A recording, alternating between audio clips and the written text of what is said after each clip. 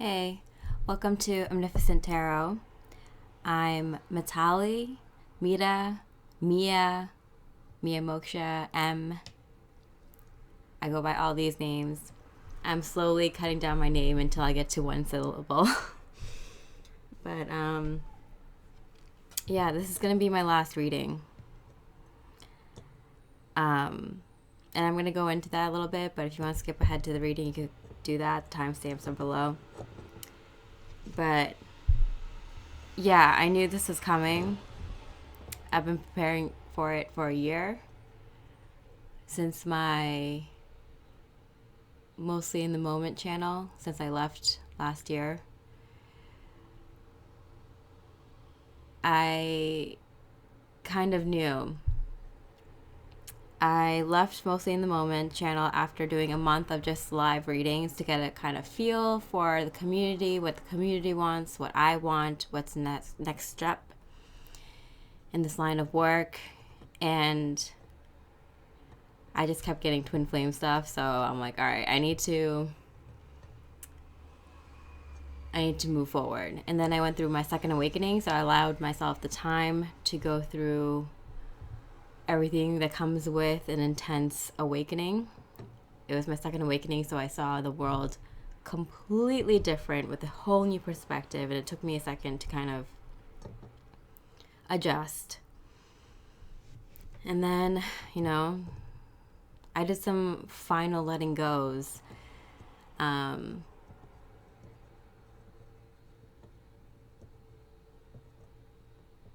A few good friends I let go of. Some bad habits. Like, I was vegan for 4 years when I had the Mostly in the Moment channel. And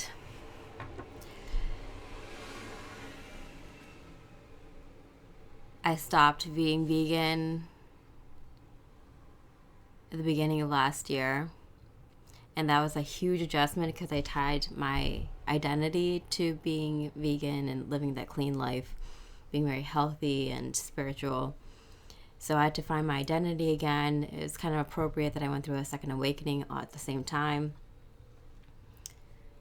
And I remember as soon as I stopped being vegan after 4 years, like a month later, my guys were like, okay, time to be vegan again. And I'm not an emotional person. I don't cry that often. Actually, this whole awakening process allowed me to be okay with just crying. I think out of the 4 years, the last year of my awakening process, I cried a lot out of happiness. Like, just randomly, I just cry. I'm like, oh my goodness, look at that beautiful natural landscape. And I just kind of crying. I'll be in Kundalini energies all the time. I've calmed down. But yeah, I've never cried since I was a kid. I think some of you know, I started crying around people that were gonna die. And that was my first intuitive ability, is to know when people around me are gonna die, which was not fun. Luckily, later on, I added the skill of meeting people I'm close to, meeting their babies before their baby soul, before they come into their physical body in my dream state, before, about a few weeks to about a month or two before the baby's born, which is interesting. So yeah, I got the whole death and birth. Luckily, I got the birth part. Playing with babies is so much more fun and cute than knowing when people are gonna die. Yeah, and a lot of experiences like that. But basically, I don't know, I just kind of lost my train of thought. I just kept going with that. Anyway, so I went through my second awakening. Yeah, so I cried when the guides told me that I'm going to have to be vegan again, like a month after I stopped being vegan, because it was so difficult.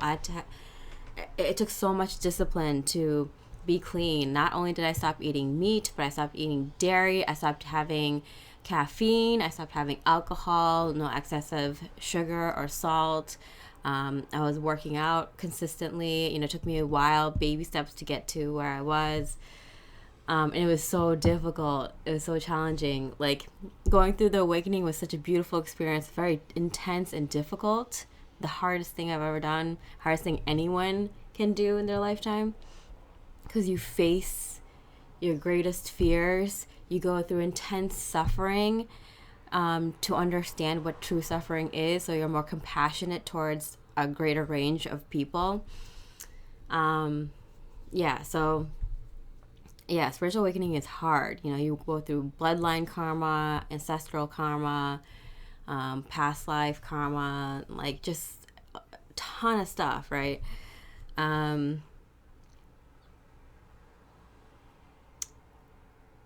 But so my guides told me that I need to go vegan a month after I stopped being vegan, because they knew it would take me about a year to be okay with it again. And so the same is with my channel. I left mostly in the moment last year, and I couldn't let go of doing tarot card readings, because this is how I communicate to the world. This is my love letter to the world. This is how I help the world, help people that I connect with that are on the same vibe as me, my soul family. You're my soul family. And this is how I connect with you. This is how I connect with so many of my soul family, my soul friends, my soul acquaintances, my friends from past lifetimes, my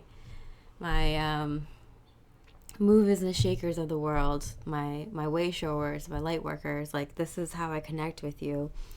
And to let go of doing tarot card readings on YouTube was intensely difficult. Like, even this past week, I was told to not do a reading for a week, just to like see how I feel. And it was so hard, because not only does it help me help you, but it helps me too. Like, I watch my readings back and I'm like, oh wow, insights, because I get some channelings that I sometimes miss when I'm actually doing the channelings, and then I pick up on afterwards.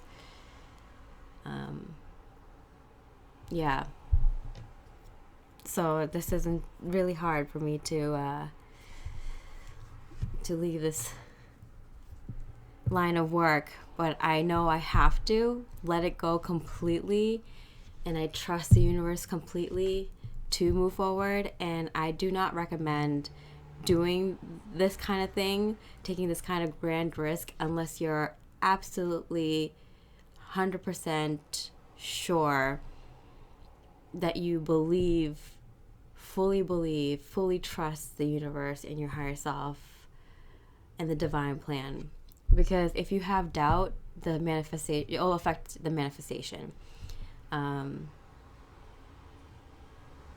So I've been getting hints and more clarity, as I know a lot of you have, light workers, about what's to come in the future. So this reading, we're going to look at what's to come for the rest of this year, what's going to happen next year, and then what's going to come through for our light workers beyond the next couple of years. So today I'm recording on July 25th, which, if you follow the 13 moon calendar, is the day at a time. And tomorrow, July 26th, is the Galactic New Year. And this is when I consider my new year. This is when I kind of reset and I kind of notice it. I have Cancer in my 12th house, so it's kind of like a natural ending for me. And then I have Leo rising. I'm a Libra sun and a Virgo moon, so the next 3 months is usually really like fun, with a lot of radical changes and a lot of going in for me. And so it's kind of interesting. This whole year, I've noticed that what usually happens like in the summer is happening in spring. What usually happens in the fall is happening in the summer. So like things are happening a little bit ahead of schedule, earlier than usual. And I feel like a lot of light workers are picking up on this, and it's because we are getting prepared for what's to come for the rest of this year and the next few years and beyond. So that's what this reading is going to focus on. It's my last reading. I have no idea what's going to come next. Not exactly, but I know what to look out for in the signs and when it's here, when I'm supposed to take the next step in my career. I'm going to get a little bit more personal with you on this last reading.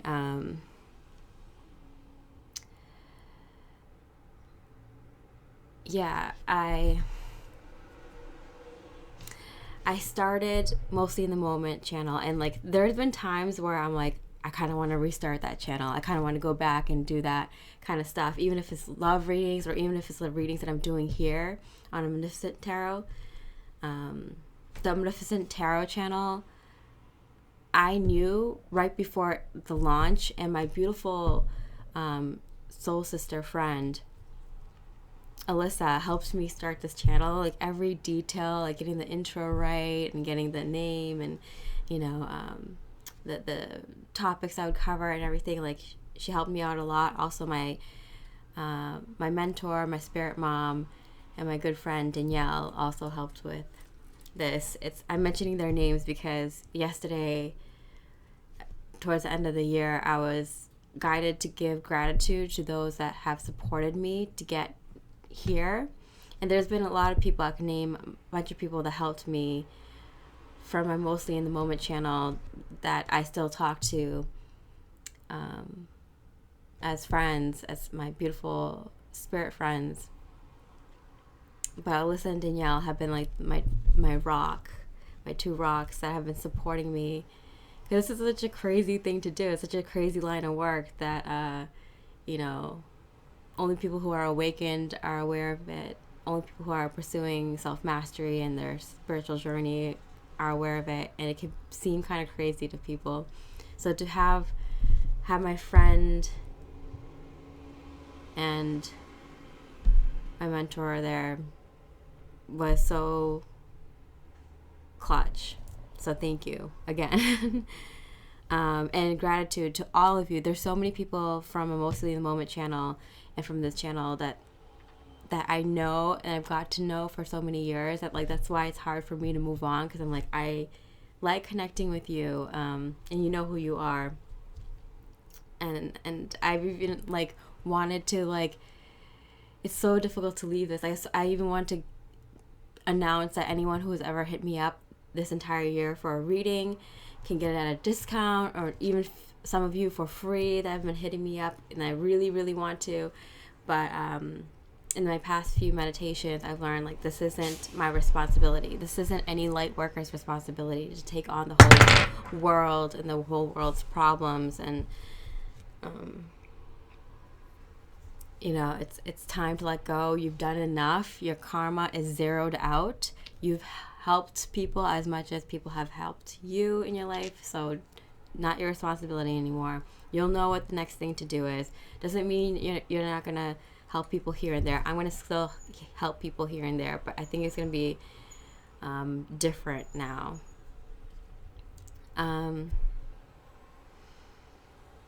So when I started the Mostly in the Moment channel, I still love that name. It's pretty clutch, right? I did it because I was inspired by romantic love, like true divine partnership romantic love, by divine love, my love for the divine, and my growing love for myself. It was such a inspiration to me, a huge motivator, that I wanted to make it my life's work, and I did, and that's why I was so successful. And now, after like 4+ years of doing tarot card readings on YouTube, I know the ins and out of the business, of the community, and I so badly want to do it now because now I'm an expert in this field. But I know I need to move on, and there's plenty of great tarot card readers out there now, so my job is done. Like I went into Mostly in the Moment because I saw that there was such a darkness in this community, in the tarot card reading community, in YouTube, in the Twin Flame community. I had to pick a niche, and I picked twin flames because divine partnerships are really advanced level things to work on, and I saw so much darkness in there, and I want to bring light, and there is now. And not only that, I want to show people what tarot card reading could look like and can be at its best. And now there are many great tarot card readers. There were before me, and now they're just like, I mean, this whole platform is flooded with a lot of tarot card readers, and a very beautiful few gems in there too.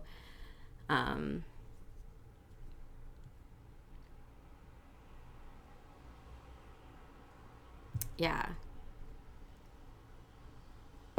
So it's not anyone's responsibility anymore.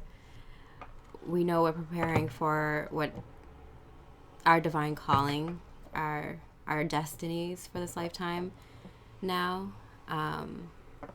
We can see, we can feel the changes happening on a worldwide stage, and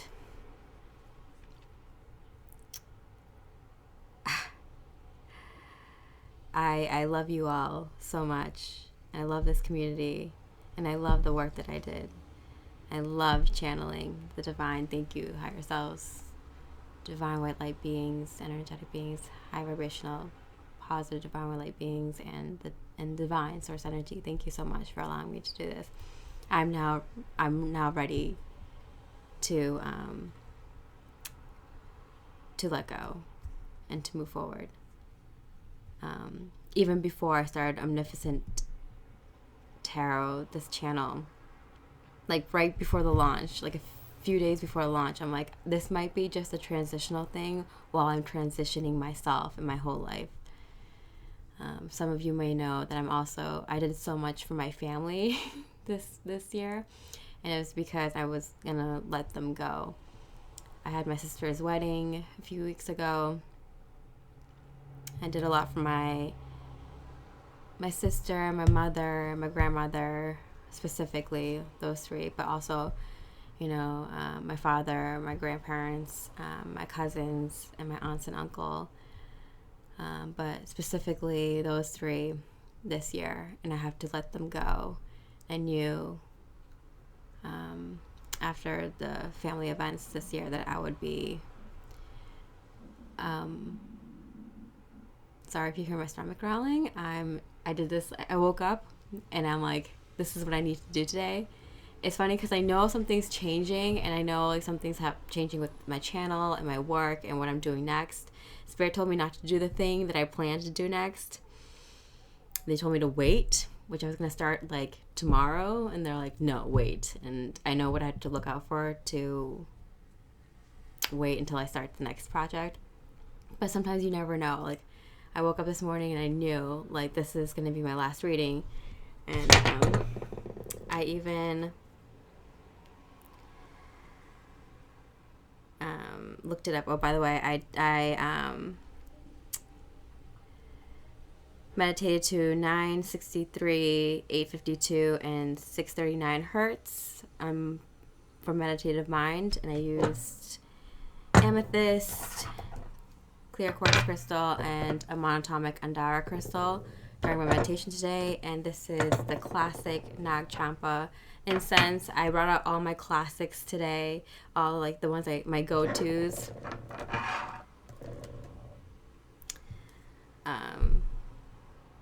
For my last reading. But yeah,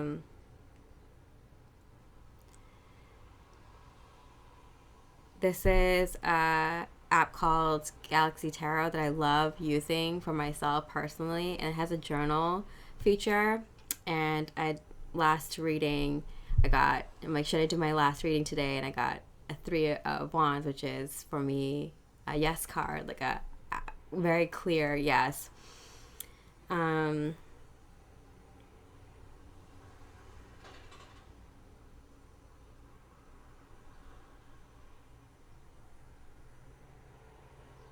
And then I got a visual of me doing this post, talking about all the things that I'm talking about here. And how I couldn't go without officially saying goodbye. One last reading for Lightworkers. Usually all my readings, even the past few readings, they go on for like the rest of this year and beyond, so I can leave something. But yeah, I got a visual of doing the rest of this year, next year, and beyond. So I'm just going to go with the flow.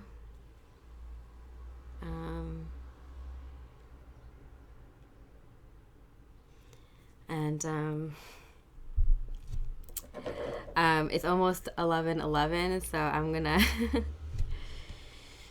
start at exactly 11:11, I guess.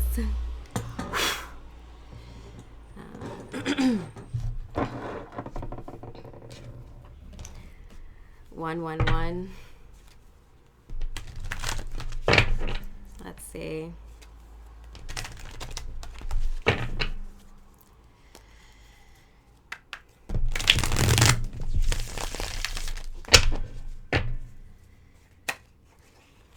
I haven't ate anything. Usually fasting is really good to connect with source energy, but I have my like coconut water here. I just took a quick shower and meditated before this reading. After I realized that I was going to do this last reading, I was kind of excited. Things are becoming more clear as each day goes by, so it's like I know what to do now. And now it's 11:11, so let's start this reading. What can Lightworkers expect for the rest of this year?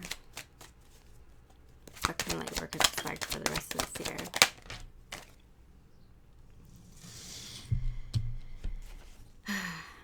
And we're starting at the 22-minute mark. Great. To move. I've been getting this a lot.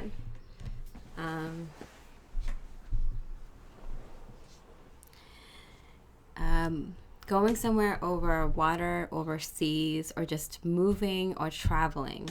This has been an ongoing theme that I've been getting a lot, but I don't really know where. Like, I have a feeling like I set up my home right now like so perfectly. Like, I got finally all the paintings up that I wanted, all the light fixtures, and everything's fixed and everything's exactly how I want it now. And I'm just like, I know as soon as I get everything in place, like, I'm going to move. Like, I have a feeling. And I've been saying that a lot. Now that I know all the neighbors and all the people that work in the nearby mom and pop stores, of course, now I'm going to move. So, but I don't know where, because I'm planning to stay. I've been planning to stay here for, at least next year or something.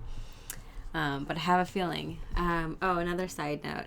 This is going to be a little bit more of a personal reading, but yeah, I even, so like, after my sister's wedding, I got the flu, and now it hit me pretty hard. Like, dang, this flu is like tough. Like, it put me out on my butt for like a week, and I been like, working out, meditating every week since, and I'm still not like at my peak, which is kind of like funny. But I have been, with this huge change going on, been guided to eat healthier, work out more, be in nature more, get back at my physical peak, my spiritual peak, my mental and emotional peak, just being the best me. I'm ready for it now. Like, before, I'm like, I don't really want to meditate, I don't really want to eat healthy, and like, spirit can't really force you until you're ready. And that's why they kind of guided me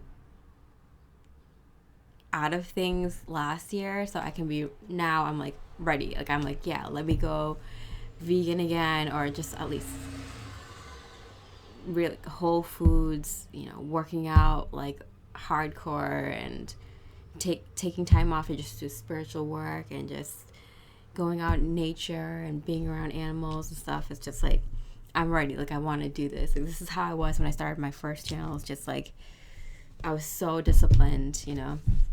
But this is like, it's more of like, I took that discipline and brought it into who I really am, my true identity. Like, I had to like really strip myself down to like, even strip to my ego, and even strip that down to being like nothingness, to rebuild myself. So like, even my diet, my daily habits, my career, like everything had to be stripped away. My family, my friends, like I had to go down to the bare minimum to like build myself, my identity back up as my true self. And that's why my true life, my destiny is coming and is here now, is because I went through that process, as many of you have as light workers. So moving, traveling, moving somewhere for a short period of time, or traveling somewhere for a long period of time, you know, like 6 months to a year, 2 years, few years. This has been like coming up, and I moved here like 2 years ago because there's a bike path right here, and there's a lot of good like bike paths and hiking and stuff and trails around here. And I'm like, I'm gonna get a bike when I move here, and it's gonna be my new thing. I used to love riding a bike when I was a kid. It actually like is what helped me like grow taller. Had a huge growth spurt. You know, I was like the third tallest person in my grade, in 7th grade, 8th grade. So I loved it, and I want to bring some of that fun back, because I was just like working out regimentally, and I'm like, I need to bring some fun back in my workouts, like an activity that I love doing. It's like bringing out my inner child, but also working out in a more fun way. And I get to go on adventures. I like to go on different trails and explore. And so it's like a mix of like a lot of things, you know, being on nature. It was a mix of a lot of things, bike riding for me. And I finally got a bike like a couple of days ago. And I remember I'm like, it's going to be about 2 years soon when I've been living here. And I've been talking about like getting a bike. And so I'm like, I just finally did. And I went out on this trail that I've been like meaning to go to for like years, and I'm like, you know, I'm getting things done that I've always said I wanted to do. But I know as soon as I get everything settled, like I'm probably gonna move. But I'm not like upset about it, because it's just wherever I'm gonna move is gonna be like my forever home, or a very important place where I am for a while, or a really important place where I do a lot of things. Or just travel a lot. So a lot of you are going to be just traveling a lot, or actually traveling somewhere and, you know, end up staying there for like a few weeks, a few months, a few years, longer than you thought you were going to. You might actively be pursuing another home and moving, or exploring a place you want to move to.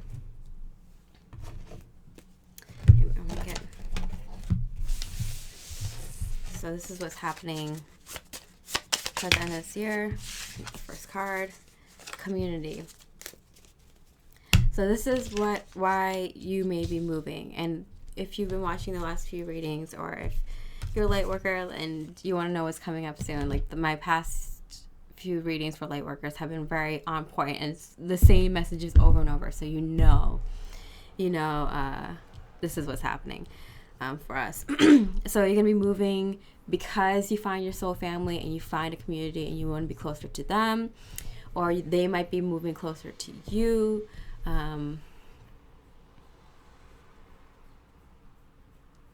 Of course, if it's a community, it's probably a lot of people, so you're probably gonna be moving closer to them if it's a lot of people. But I do see for some people, you might be like moving in with the community. And I know there's a huge stigma against communes, but I think communes do really serve a purpose for a short while. They're not really practical, logical for a long sense, unless you have a community of like 50 to 100 people. 50 to 150 people. Like if that's like a manageable community, and usually people of that community try to like instill their perspective on life, their ideals and values on a wider community, and that's when you lose people. It's like, oh, you don't want to just, live in your community with your ideals and values and how that community wants to practice things, have rules. Like, you want to enforce it on like a whole state or a whole country or the whole world. It's like, no, like, just keep to your own, like, community and visit other communities, pick up things, leave things, whatever, So that's what I see, like, the future. My new channel is going to be like this. It's going to be like envisioning the future with other light workers, so we can spread great ideas for like the education system, the medical system, like the way of living, like actually talk to others about what they see the future being like, what's the ideal future, and that way we spread these ideas and like manifest them and like make these ideas concrete with other light workers. We're visionaries, we're futurists. This is what we do. We're in tune with the divine. We channel ideas like crazy. We're intensely creative, intensely intuitive, and we pave the way for the future. So that was going to be the idea for my new channel, under the name, like, under my self-given spiritual name, Mosksha. But I was going to start tomorrow, but Spirit told me to wait, so I'm going to wait. But yeah, I can see for a lot of you, like, building some sort of community. I, for the longest time, had a vision of living with like-minded people, maybe like, like 7 people or something, in the same apartment where there's like a coffee shop below, and just working in the coffee shop in order to pay for our living expenses, but then having the real hub upstairs in our apartment building where we putting out the blueprint, the plans. It's something work. What's the word I'm thinking about?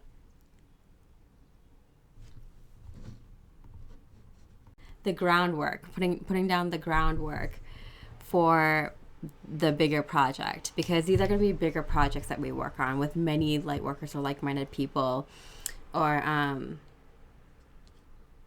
it could be a smaller amount of light workers, but then you have a lot of good, hardworking people working with you on your plans. But I usually see light workers working together before they bring in like other employees, like the head of the table people, laying down the groundwork, and each with like very unique skill sets and knowledge base that brings something very valuable to the project, to whatever this is that you're creating. And so a lot of you the project may be to create the community, and others of you to create the community to create another project, a business, a nonprofit, or for-profit, whatever. Some sort of art, podcast, even, media network of some sort, invention, some sort of new therapies, healing therapies,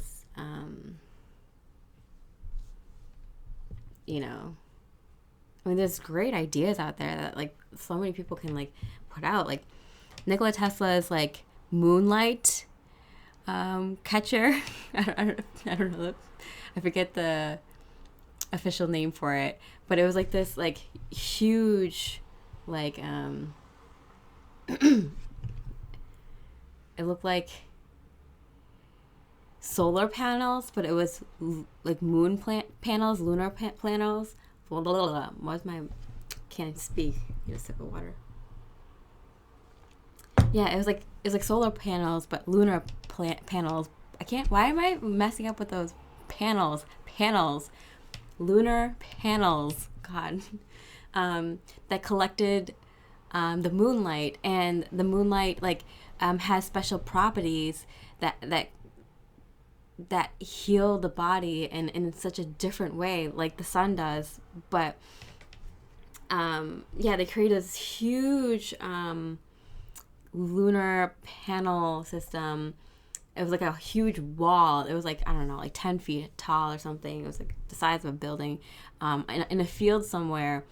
And like people would come and like hang out there to take in the light, the moonlight, and, you know, be healed by this light, by this energy that's so different from the sunlight and other kinds of light. And like, I don't know, just so many things that people can do. Like, it's like, why don't we do it? Like, a lot of people are just stuck in that rat race, right?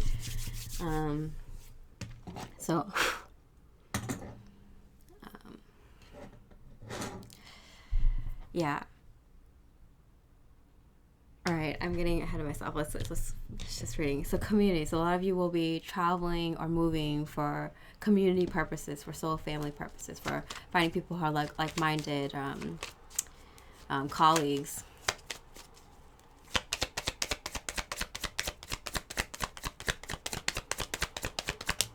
Magician. Yeah, there we go. I love that. To manifest. Can't still snap my fingers all the time. Okay. But yeah, we're going to be manifesting like I didn't snap my fingers like crazy. It's really muggy here. It's like really, it's been a heat wave in the northern hemisphere, right? This week. That's energy coming in to transform your DNA and your body. That's why a lot of you might be guided to eat lighter, be healthier, be out in nature more, and just relax, rest, focus on more creative projects. You don't need to go helping everyone else. They can take care of themselves. Like, just, you know, cut down to the bare minimum if you need to, and just let this energy come in and transform your body, and then you can go fulfill your destiny, your highest and best potential. Coming up, Lightworkers, very soon. To manifest. I want to see what are some of the things that we're going to be manifesting. Kind of said it. Seven of Swords, like, need more information. So I've been getting the Seven of Swords like crazy for myself recently, and it's like, stop trying to do things. Mitali, Mia, like, just calm down. You don't have enough information yet. You don't have the resources yet. You don't have the people yet. You don't have the divine didn't bring it into you yet, the opportunities. So just calm down. Like, stop doing things. Like, it's really difficult because, like, now I'm excited. Like, I'm eating healthier. I'm ready. Like, I finished my family obligations, my ancestral obligations, you know, like now I'm done. Like, I had this meditation where I met the higher selves of everyone that's ever lived in the spirit of everyone living, past, present, future. And I did this, like, forgiveness for humanity and empowerment for humanity. And it was just like, all right, like, how many, like, things can I do? Like, I've done it all. like, what's there left to know? Oh, wow, with this, like, Illuminati sign here in the back, I think this is going to be, like, more deep, dark secrets of humanity that have been in plain sight, like, you know, truth in plain sight, but, like, going to come out into the open for people to, because we're working on, like, deep stuff, like things that have happened for hundreds and thousands of years. So those kinds of secrets coming out, because that's where a lot of light workers are. You've done that much healing and inner work. there's so many of us now, light workers. In the past, there might have been like a handful around the world, hundreds maybe around the world that do, this kind of work. But now there's so many of us, thousands, hundreds of thousands of us, light workers. And we've done the inner work. We've done all this kind of stuff, So now it's like time for like the deeper, darker, hundreds and thousands and millennia and eons worth of secrets coming out. Okay, wow. We're going somewhere today. We're going somewhere with this reading today. And Ace of Cups, wow, and it's coming in. This is coming in, this Ace of Cups energy. Fresh new feelings, new love, new inspiration. So wow, there's an eye again. It's interesting because there's 2 swords going into this eye, but there's 3 beams of light coming out of this eye. I thought it was weird that there wasn't a 3rd sword here. Oh, she's holding 5 swords and there's 2 left. Haha. Like in the 6 to 7 of swords. In the Rider-Waite, the 7 of swords is like, him running away with 5 swords and 2 of them are like left behind. Like he couldn't hold all 7. Like some of them fumbled to the floor.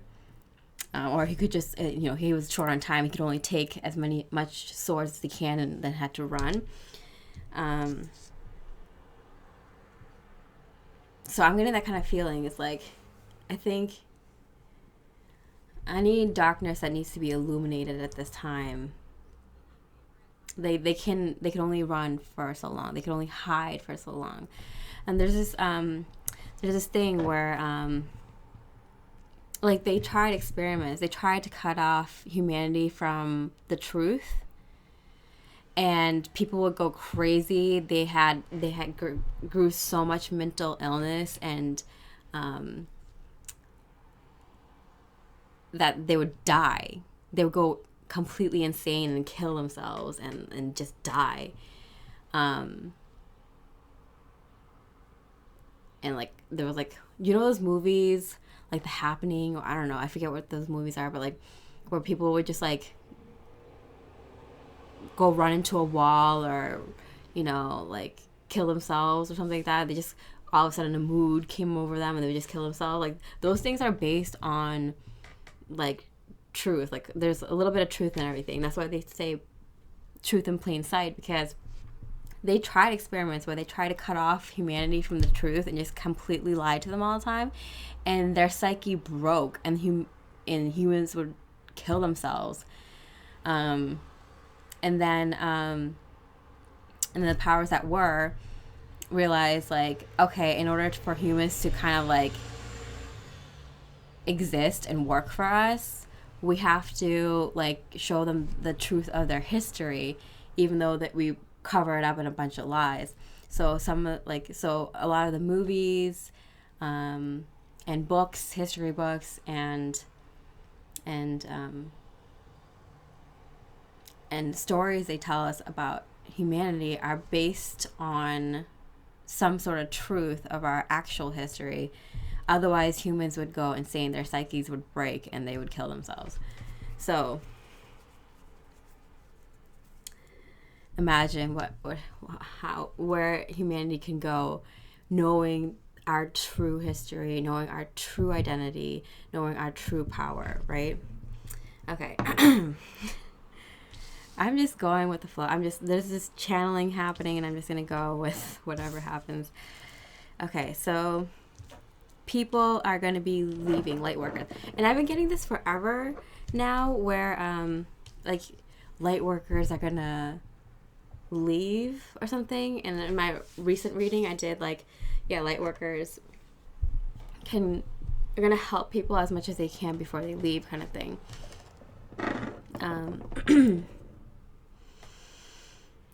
So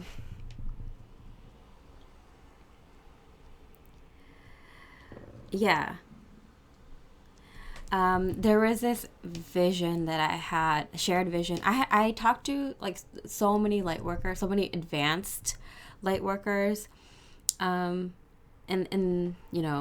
these past several years, and a lot of them had this kind of vision, and they had their own puzzle piece, and I would try to like ask people like their perspective on what's happening when the light workers disappear. And I've been putting together the pieces, and like there's different visions, like of light workers going underground, maybe to another island, to a land far away that we don't even know that exists, past the borders that we know, past this the map of the world that we know, or on a ship, or on another planet, or on a spiritual plane, or I don't know, some natural cave, or I don't know. They're going somewhere, or inner earth, something. The light workers are going somewhere, right? And it could be just to a town or a land that's less populous, that doesn't have that many people, and it's just more pure and natural, in order to do more divine work, to channel your ideas for your work and your destiny better, without distractions. You're more connected to nature, land that's untainted or can be healed easier, that doesn't have too much trauma attached to it. And then you're there with other light workers, so you can channel better and share ideas and work connected to the divine easier and without distractions. I kept getting this feeling, I'm like, I know I have to leave my family and my friends and people. It's just like, but it's like for humanity's best interest. Like, like I need this time to leave so I can do the best divine work I can. Like at least lay the groundwork for it. And I need to meditate. And I want to be in nature, and I want to be away from people who just, because like I pick up things. I pick up, like sometimes I'm like doing readings and I'm like, oh, that's not my energy. That's my neighbors. Oh my God. Like, so like I just need to be away from people that are not on the same energetic level, same vibe, Sorry if you hear my stomach growling. It's like, I would definitely have breakfast by now. But I'm on a roll. I'm gonna keep going. All right. So what else is coming up for light workers?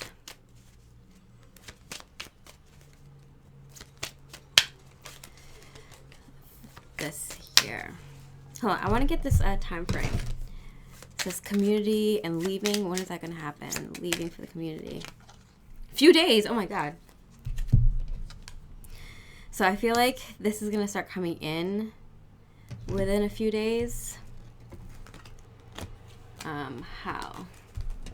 What is it going to look like coming in a few days?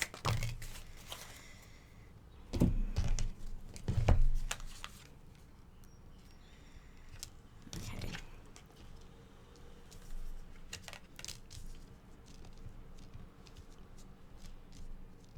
I finally got the camera angle right. Now I have to stop this channel. All right.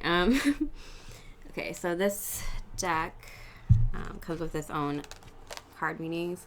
Okay, 3 of Wands. Patience and planning. Hey!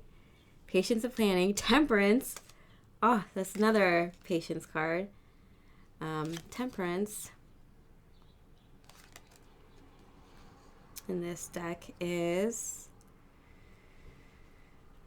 inner growth.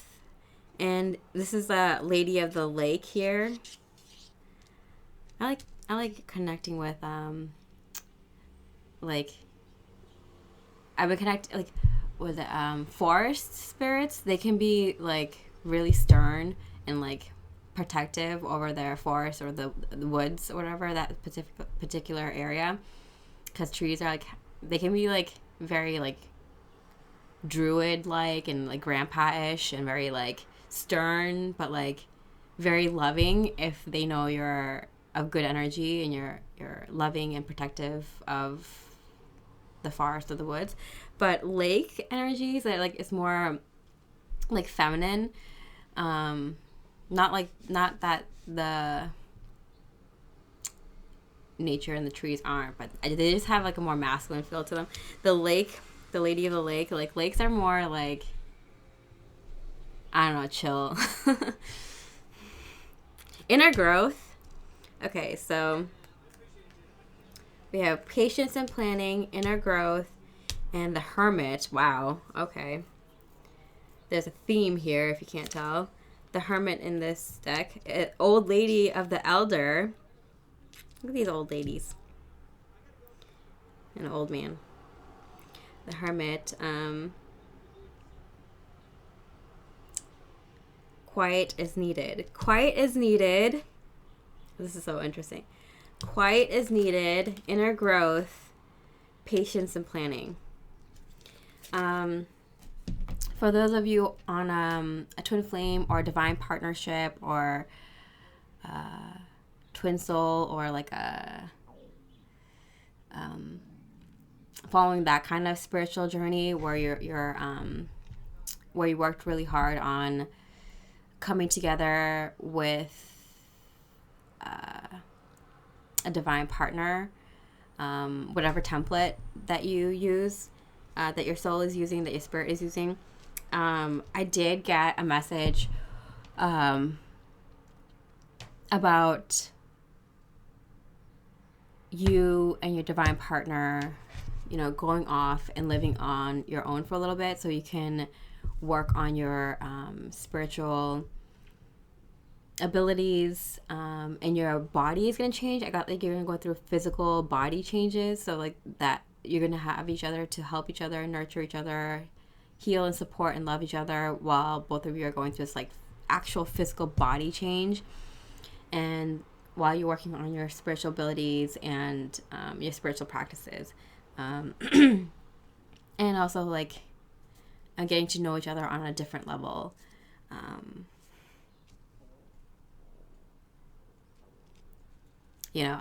I know like some of you are gonna like learn how to like astral project with your divine counterpart, or have lucid dreams. They're both kind of very similar. Or learn ancient wisdom, study and uncover ancient wisdom and share that, or start a new kind of spiritual practice, or be very disciplined in your your physical well-being, push your body to its limits in one or more things. You've heard of Iceman. Like, there are going to be people who are, push their bodies and their minds and their spirits and to its limits to develop a superhuman skill, or ability, or I don't know, like, you're going to learn stuff and you're going to do stuff. And some of you, it's going to be just like you and your divine partner for a while. It's going to be crucial that you have someone that can understand you and help you and know how to help you. Because there's going to be a lot of like recovery and like, might be somewhat uncomfortable, but very, very divine and blissful in that way. And then some of you are going to be with soul family, or, like a few close soul family members, maybe in a community. It looks different for other people, a lot of people, but I do sense that there's going to be like a network of light workers where we all kind of can access and like kind of be able to connect with the light worker that we need to connect to for, I don't know, resource, information, ideas, or just like a short trip where you get to go out and see each other. Oh yeah, so like what was it? The vision that I saw was like light workers having, beautiful, beautiful homes that you might see as like very expensive mansions or cliffside homes or beach homes, or on like acres of land, or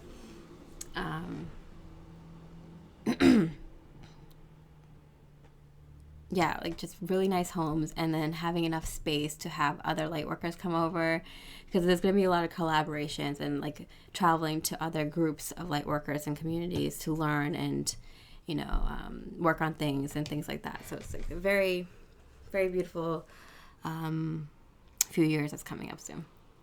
Just popped my head into the shot. Okay. All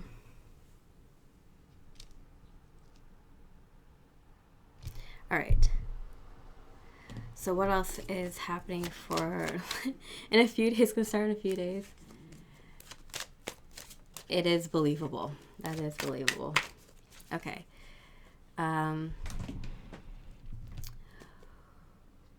What else is coming up for the Lightworkers for the rest of this year? Clarity. Like, you know what you're going to need to do. I'm not surprised about that because I can see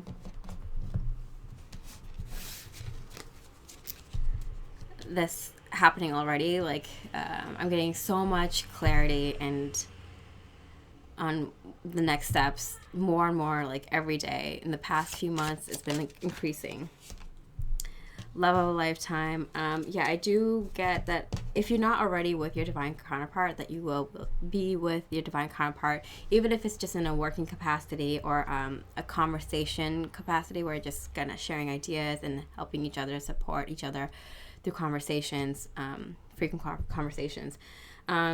And for a lot of you, you are going to be together and move in and be away from others, or be towards like-minded people, or in just like a more safe space, so you can help each other kind of push through this last bit of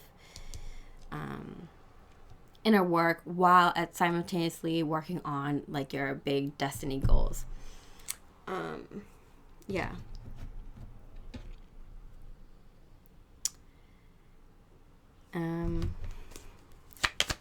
Clarity.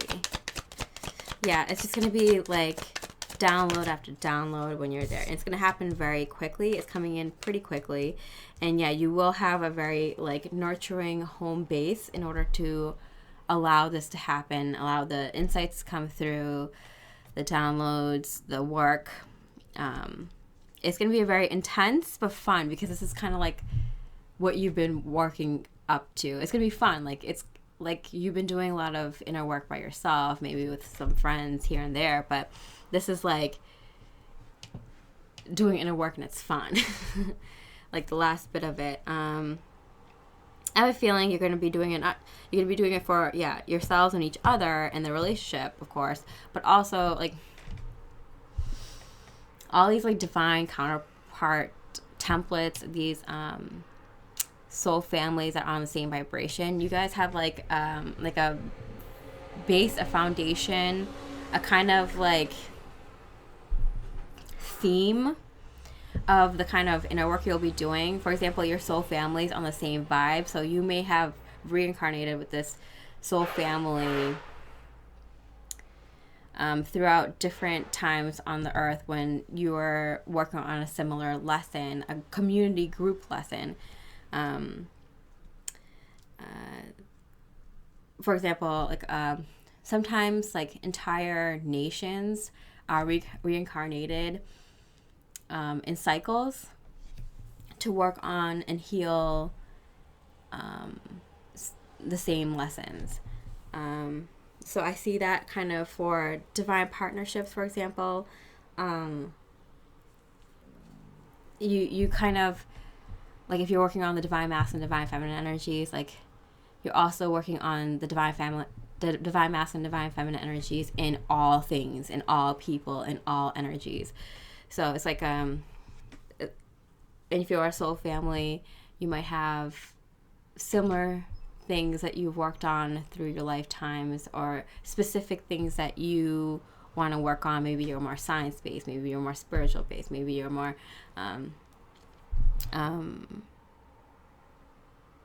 nurturing, maybe you're more physical manifester. Like there's this different things that even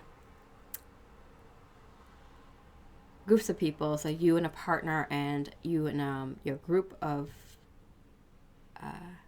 soulmates and soul families, work on. So safe place, I feel like this is coming in very quickly. It's going to be very intense, but really, like, if you enjoy these things, like if you enjoy doing inner work sometimes, not when it's like really, really hard, but like when you accomplish it, it's like, yeah, I did that.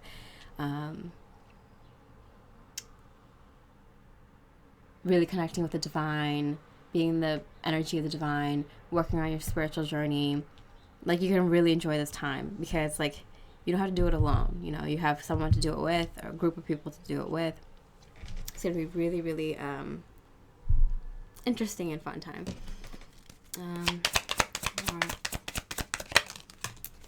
Page of Swords. Okay. Page of Swords, like, you know, have a lot of ideas. They're very creative. They're writing things. They're recording things. They're practicing things. So I feel like there's a lot of there's going to be very unique information that's being channeled and downloaded and uncovered between you and your soulmate, or you and your soul family. So I'm just getting smaller groups of people. So you and a partner, maybe you and your partner also have working with your soul family, but like just smaller groups of people at first, where you're just throwing out ideas, you're writing down ideas, you're brainstorming here.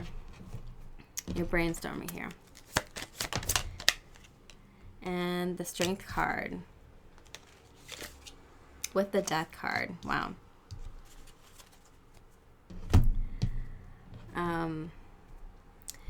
Yeah, there's something about the Strength card. Okay, the Strength card and the Death card, like this, you had the strength. You did it already. You already did the inner work.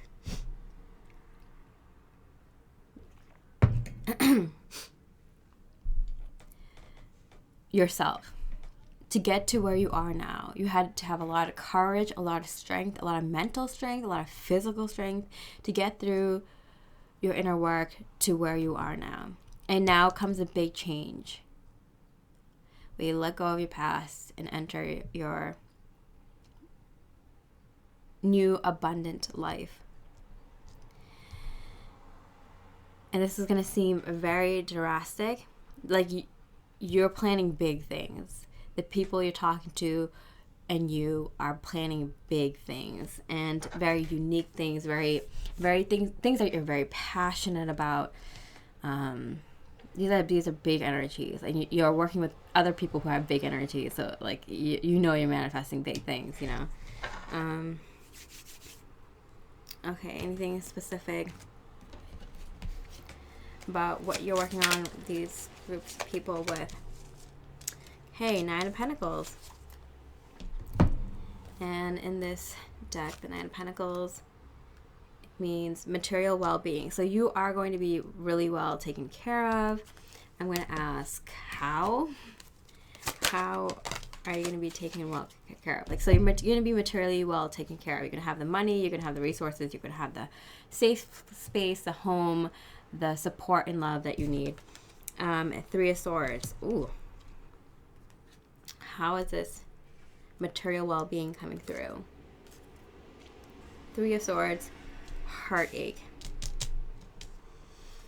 Heartache regarding what? Eight of Wands. Information coming in real quick. So I think this ties in with the information that's going to be opened and released.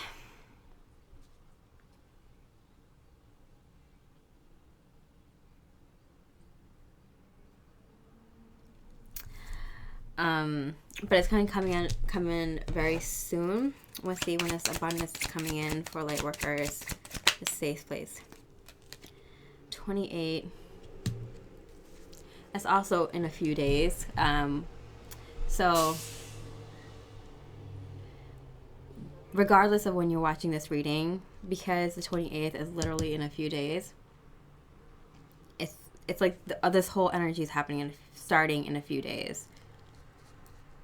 So it makes sense that like today is like the day at a time. Tomorrow's the Galactic New Year. You have a few days to kind of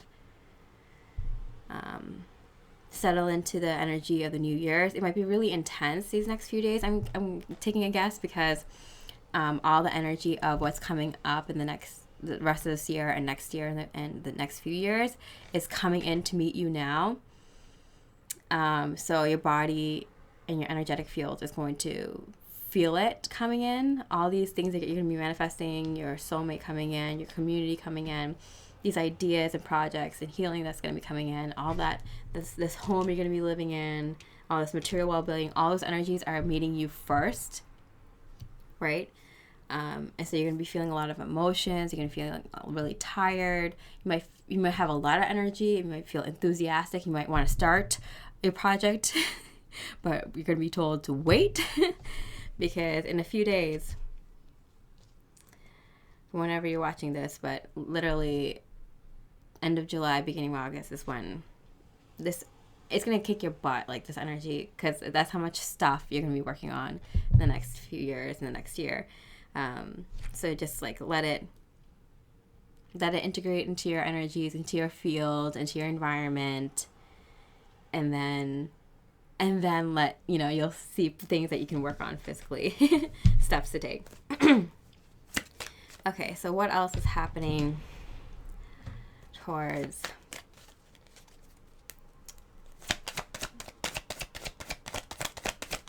the rest of this year, towards the end of this year? Knight of Swords, and I fell on this Knight of Wands, so I feel like this is like really fast-moving action.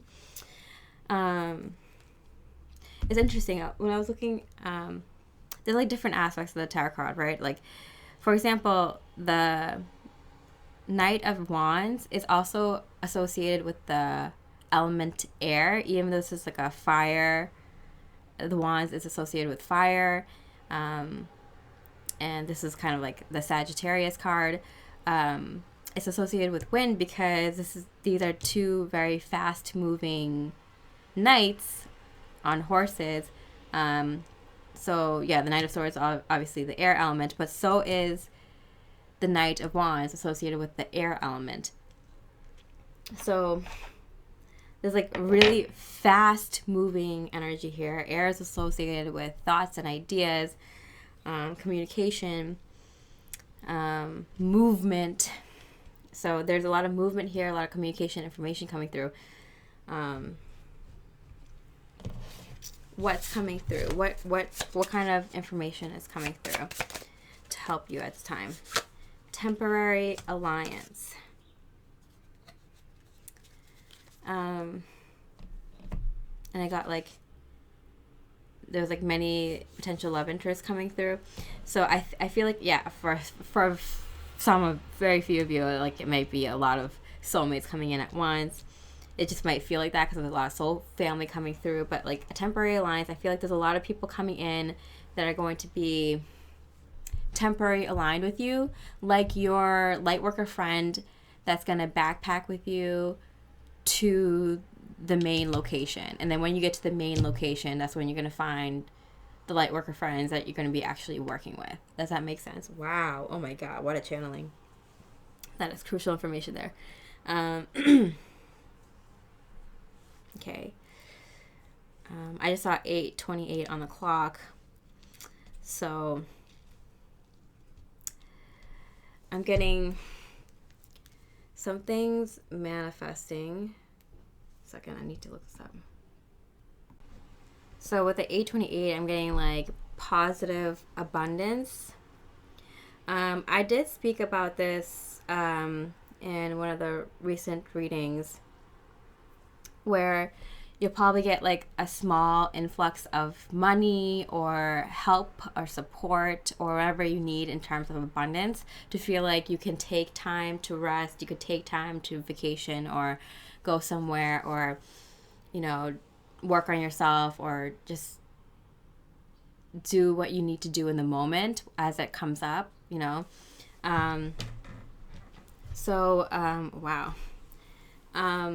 I did receive that bit of abundance. I'm telling you because things usually happen for me a little bit before the light workers I'm communicating with on my channel, just because I'm giving a heads up. And that's why I feel so like relaxed about this whole not getting right to work thing, because like I know I'm meant to let things come in. I need to be in more of my feminine energy, nurturing to myself, nurturing to just those around me. I've been nurturing my garden, my plants,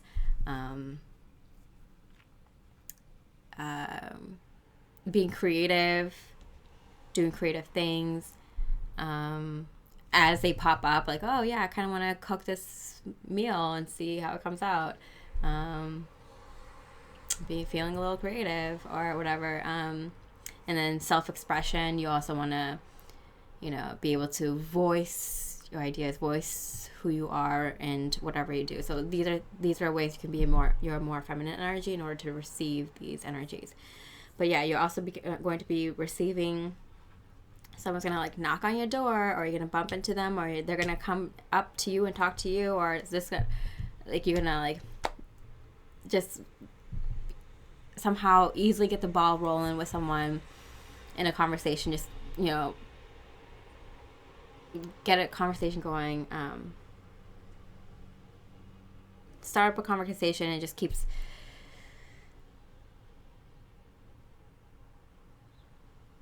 going. Oh my god, this is like my last reading where I said you meet a new old friend. So someone that like you just hit it off with, it feels like an old friend right off the bat. Like you've known each other for a long time, you just have similar interests and similar goals and similar perspectives on life, and you just kind of find each other interesting, can't stop talking to each other, like you want to talk to each other more, you don't get bored of each other, you just want to hang out and talk a lot. This is going to be a temporary alliance. I think it's mostly one person for most people, but it could be a few people or a group of people. I have been getting, like, for some people it's going to be a group of people. You may be, these are your travel buddies. These are your travel friends, your travel light worker friends who are on your path until you meet up to the main path, where you're going to be meeting more of the people that are aligned with you, more on your specific, unique vibrational frequency. So people who are closer soul family, closer soulmates to you, more like-minded. And then you're going to go to the hub where you meet, like, your lover, your soul family, your forever people, people you're going to be working on things, life, work things, projects, businesses. So some of you are going to start meeting this person or these people now, temporary alliance. So these are people that you meet along the way. And in my reading that I did, I mentioned this. It's like I said, like about like 6 months, and you're not sad that you're separating with each other because like you knew this purpose that you guys served for each other, and it's not like you guys won't see each other again, but you just meet through each other. You're even closer spirit friends and divine partner. So unless you're already with your divine partner, then you're just your close soul friends. Wow.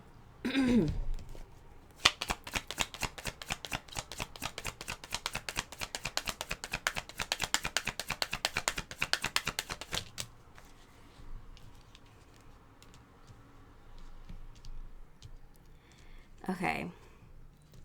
So this wand is here, and the Two of Pentacles fell on the love of a lifetime. So I've been getting a lot of that reference of Two of Pentacles. Like you're going to be balancing the energy out with one person specifically. This might be a practice run, a trial run before you meet your true divine counterpart. Or this, if you're already with your divine counterpart, then like someone that you're going to be working very closely with, like as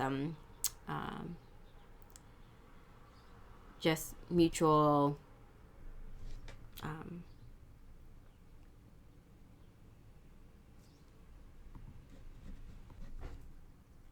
yeah, if you're already with your divine counterpart, then you're gonna be like a platonic friend that you're gonna work really closely with, like on a business. They might feel like your brother or your sister or your parent or your child, or I don't know, a mentor or something like that. Like someone that you're just very close with, best friends with, kind of feel. If not for a lot of you, it's going to be your divine counterpart. All right. So we have this wand here. So this idea is being carried through. This is when it starts. So this is when it starts. So you have this temporary alliance with someone, right? And so you might be, this is like kind of like preparing you for your divine counterpart or your platonic soulmate here. And it's like, you know, you may become very good friends with this person. You might even date this person if you're interested in them that way and they're interested in you that way. And don't worry, like, even if you date this person and it gets like serious, like when you have to go your separate ways, it'll be mutual and like very understanding and very loving, so deconstructed decoupling. What are these terms people come up with nowadays? Just going your own way. Like, you just know, there's like a knowing. You both are going to be very like intuitive. Some of you very psychic, have very spiritual abilities. But this is when it starts. So this is how you start weaving your energy with your true partner, your divine partner, with this temporary alliance. This person who may be like a soulmate, a soul family member, or just like a soul acquaintance. Just a soul friend. That you guys just have a very similar, like, for a while, it's just going to be like you're glued to each other. Like, you just can't stop talking to each other. You just find each other very interesting. You just are so fascinated and inspired and motivated by this person. And it, like, you just click and you just want to hang out all the time. Like, your other friends or family might be like, why are you not hanging out with us? Like, why are you always hanging out with this person? Or like, where did you go? What are you doing? Did you fall off the face of the earth? Like, and it's just because you're just like vibing with this person and want to hang out with them so much and introduce them to things. They introduce you to things, and you're just like learning from this person so much, and you guys are so interested in each other in that way, like very spiritually growing and vibing off of each other. And it's like fine. It's fine to just like let the divinity flow between the two of you in whichever form it does. It could be friendship, it could be romance, it could be both, it could be in terms of business idea, of working on a creative project together temporarily, or just working on relationship values or friendship, or going on adventures, or a travel buddy or something like that. It's just, this person is like your temporary Lightworker alliance. Like, you're there for each other for a reason. The divine has put you together for a reason, and however it looks to you two, however it turns out, like, it's fine.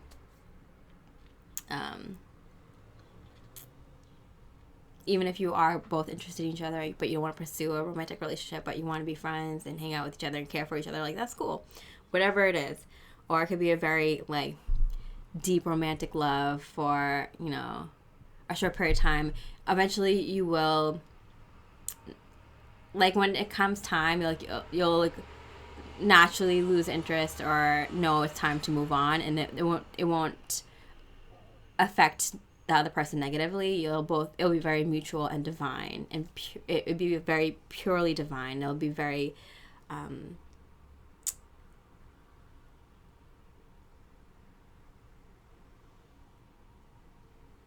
like faded, like very understood and very, yeah, okay, you get the gist.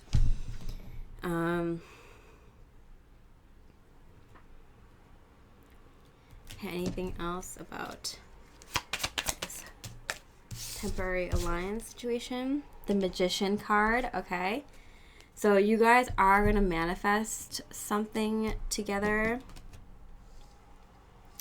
What is this thing that you're going to manifest together?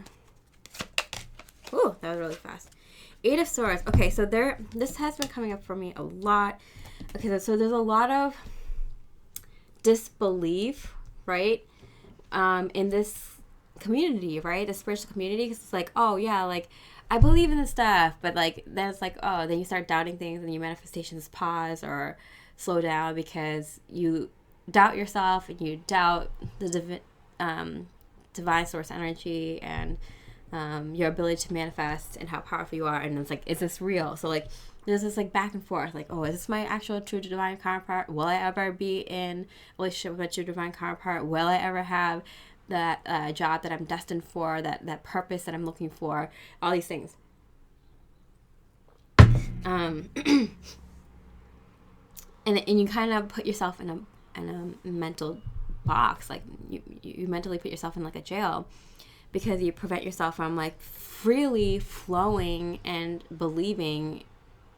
If you didn't have so many naysayers around you, right? You could just be in that energy of accepting and knowing and believing and having faith all the time. Imagine having someone who believes just as strongly as you do and can confirm signs and synchronicities and channelings and downloads with you all the time.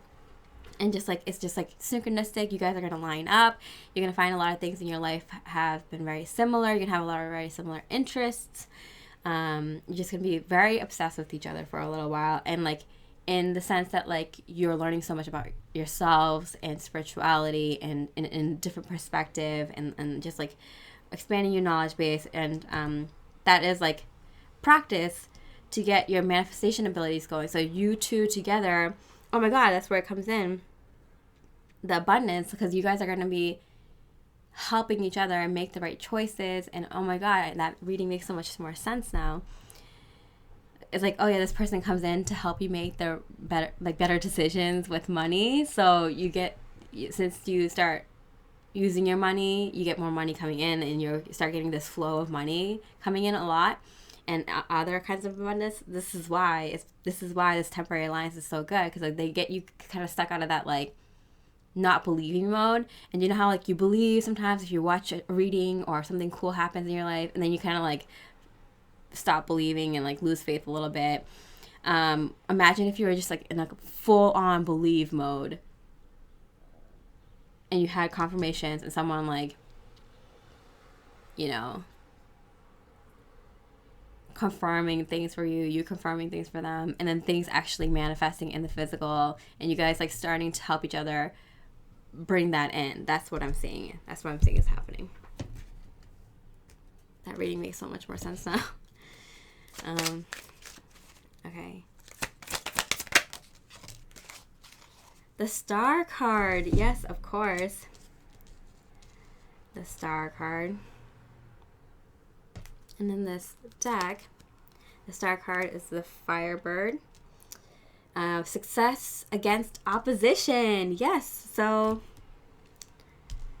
yeah, you have this like, the only thing holding these beautiful manifestations and this beautiful abundance from you is yourself and your own thinking, right? So imagine if someone can come in and help you be in that really positive mindset and be continuous in that divine flow, and in that manifesting energy. Like you guys are helping each other get into that flow, like, and being continuously in that flow and actually manifesting. It's gonna be crazy cool. And when is this energy gonna start? When is this person coming in? I'm gonna do two. When does this person come in? The 20th. Okay. So I'm getting at the end of Leo season and the beginning of Virgo season is when this person comes in. It's like towards the end of summer for you in the northern hemisphere. But yeah, towards the end of Leo season and the beginning of Virgo season. I did feel something so powerful around this time frame. Wow. It's a weekend. I think it's a Saturday. Yeah. Oh, I want to check when the new moon and full moons are. Okay. So July 28th, we have the new moon in Leo. August 12th, we have the full moon in Aquarius. And then August 27th, the new moon in Virgo. Okay. So, oh, my ear's ringing. My spirit wants me to mention something else. 1 second. I'm just getting out my app, my tarot app, to get the message from Spirit. The 7 of Wands and the Queen of Pentacles. Defending what matters, down to earth, resourceful, abundance. Gain courage, homemaker appears in this reading. Fertility is fertility and abundance. So all those things kind of Spirit wanted me to mention is that, yeah, not only will this person come in, but they will help you fight for what matters, because I feel like you guys are gonna like really be like, you know what really matters in life is the people that you have in your life, the people you affect, you know, to being your best self, to learning and growing as a person, sharing what you know, to being creative and having fun and not taking life too seriously, and then being there for other people and doing what we can and whatever, you know. It's like this kind of friendship is what's important in life. The ideas that you share, this is important. The things, the creative projects that you guys do together, that's what's important. The adventures that you have, the conversations that you have, that's what's important in life. And you guys help each other bring that in and defend that fearlessly. You know, like, this is how you're going to live life. For a lot of light workers, this is how you want to live life. You know, like, doing what you know you should be doing every day, not working for someone else, going from one box to another box to another box and coming back home to your home box. Like, living in a more natural home, working for yourself, helping the people around you, doing things that matter to you, being kind to others, being your best self, learning things that you want to learn, going where you want to go, having days be different, having days be disciplined and structured, and going back and forth between these things, taking time out to figure out what's bothering you, having a lot of time to just work on that one thing, taking some time off to see some family or something new, or, you know, it's just, you know what's important in life, and that's how you should live life. Like, the way we're living life right now is just like tiny bit of fun, and everything else is just like doesn't matter. Like, it's just the structure is just so off. Okay, anyway. And resourceful, abundance, down to earth, homemaker, fertility may be present. So, like, make a comfortable home for yourself and those that she loves. So you might even move in with this person, or they might move in with you, or we might be over each other's place a lot, or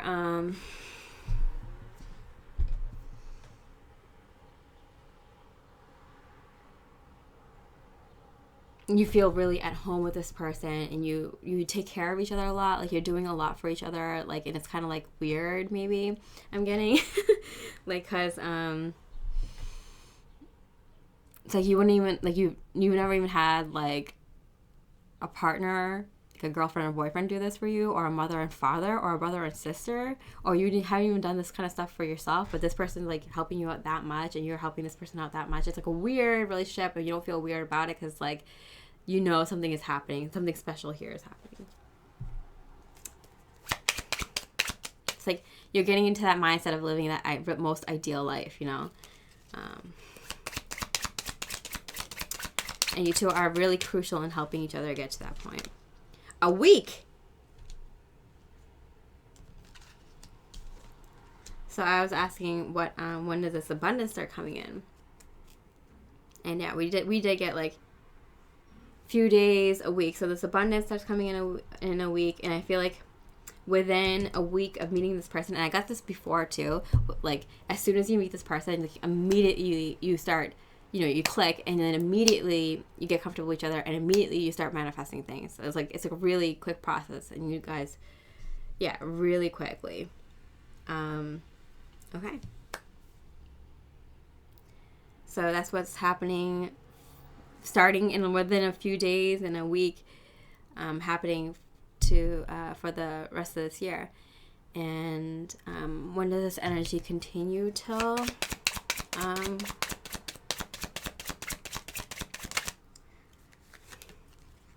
7 months I'm getting. Yeah, I've been getting 7 months. 7 months or until next July. Where you're kind of in this energy. I'm getting more 7 months because I did get like this is going to go until like January, February of next year. But for some of you who get this energy started like later in this year instead of earlier, like maybe not at the end of July, but maybe at the end of October or something like that, then it'll go until like next July. But for most of you that are starting like immediately, I'll be going until like I got Pisces season, so January, February next year. Okay, I'm gonna clear this off and let's go into what's happening next year. Alright, clear the table. I shuffled each of the decks I'm going to be using. And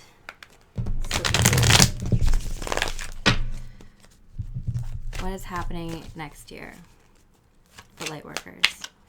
What is happening next year for light workers? Queen of Cups.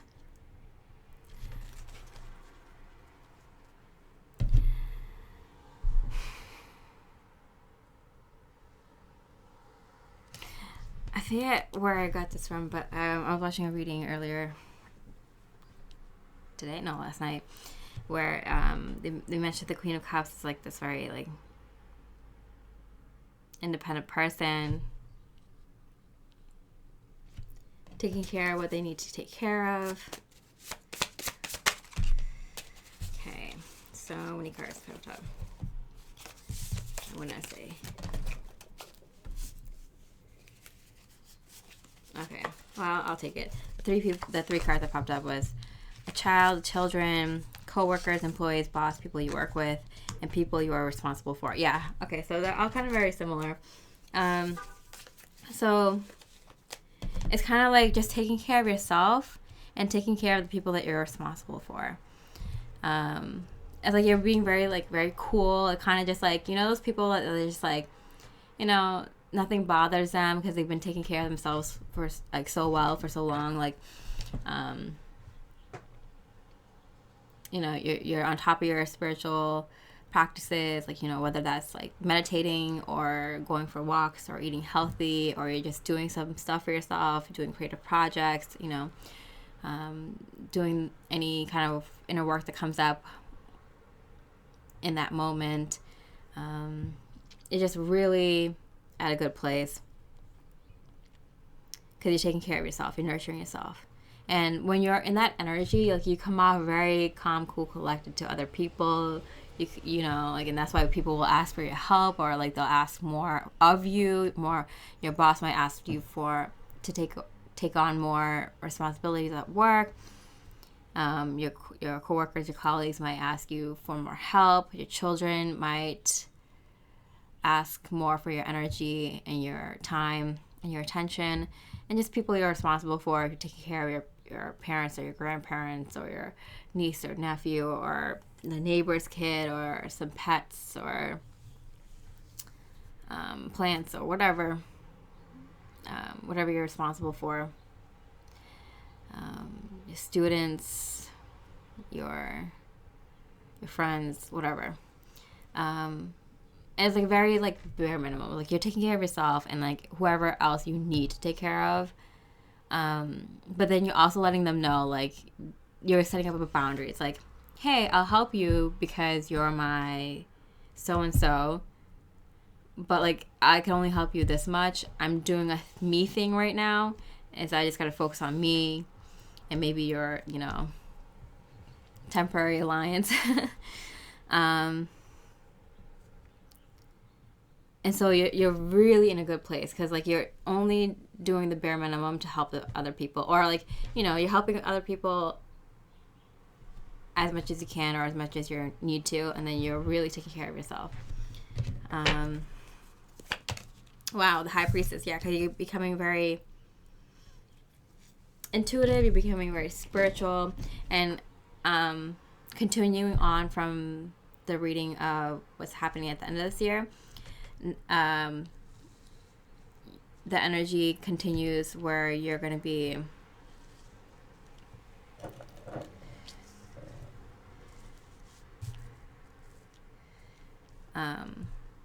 getting more in tune with your spiritual self. Like, you're going to be in a flow. Like, I'm telling you, like, you're going to be like having sign synchronicities like every second, every minute.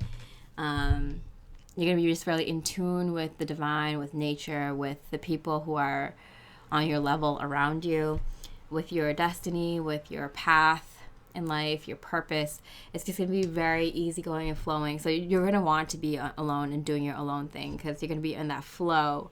And so that's why you're only going to be able to do like however much you need to or want to for others that you're responsible for. But besides that, like, you're in your own world. You're in a higher energetic plane mentally.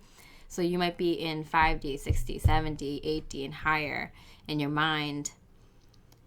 Just accessing source energy directly, just accessing your higher self more immediately and clearly. Just being in tune with your body, if this aches or that hurts or this comes up, like what it needs to heal, why that's happening. You're craving banana because you need potassium or something. Like, you're very in tune with your body. You're very in tune with nature. You're very in tune with the divine. You're very in tune with yourself and your environment and the people around you. So it's like you're going to want to be alone or just with the people that are on your vibe, and very seldomly and only when you need to help the other people and give your energy to other things only when you need to in the amount that you want to. Okay. That's good to know. Anything more about this energy? The Emperor. Yeah, you're building a foundation, like we mentioned in the earlier reading, that you're kind of getting in this flow. You're building your life, and your life is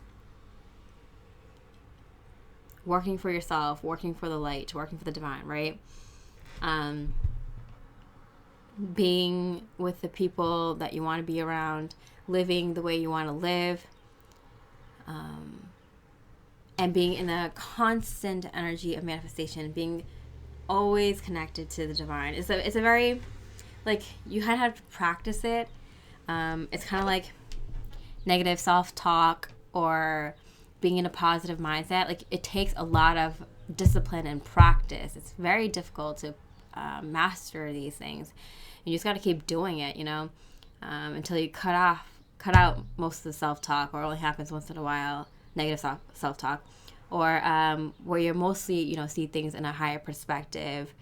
It just takes a lot of practice, and you just have to continuously do it. So to live a life where you're continuously manifesting, that's a very high vibrational life, and that's the kind of life that us light workers are bringing onto this planet, onto Earth, is a very high vibrational life where you're continuously manifesting things that you want more instantly, more clearly, and more powerfully.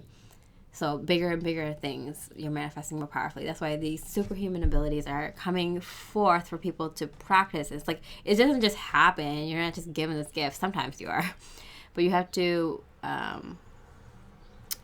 practice. Even if you are just given a skill, you have to practice it. Wow, I just got this like ping. I just got this download where this is kind of like you putting in the energy and effort, showing the divine that you're willing to put in the work to bring in this kind of 5D and higher earth. And then you will, once you've proven yourself that you can maintain, that you have very good mental discipline, that you can maintain a mostly positive, high vibrational mindset, mostly see things from a higher perspective and not let negative things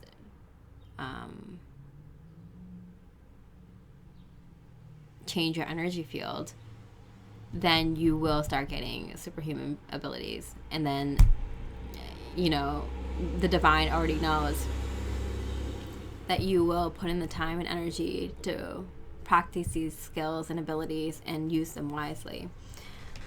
Whoa. Okay.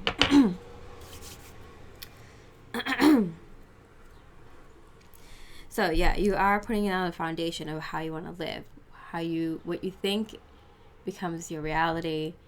And so we are creating a new reality, and this is how Lightworkers are doing it. Whoa. Okay. Okay, anything else I want to add on to this, Spirit?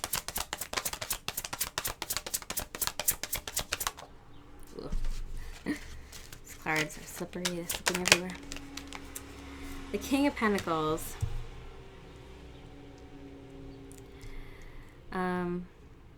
The Emperor and the King of Pentacles giving off this very strong vibe. There's a couple of cards that didn't come up. The Four of Cups and the Chariot. They were left behind. So there's a sense of like boredom, being left behind, being disinterested, not having things to do, which is what we're basically being told to do right now for the next few days, few weeks, few months. We're being kind of told to just like be bored if you need to, like sit on your hands, like try not to do things, like let things come in, you know. And you know, it's not being bored. Like if you meditate enough, like it's not being bored, it's just like being connected. And then once you're like not thinking on a low vibrational energy, like your mind isn't on a low vibrational plane of boredom, it's not being bored. Like being present can be very enlightening. Just being still, just being can be very enlightening and very powerful if you're in a higher mindset and not in a boredom mindset.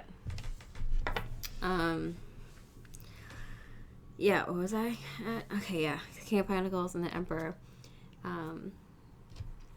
So I do sense that you're building a long-term foundation with this practice.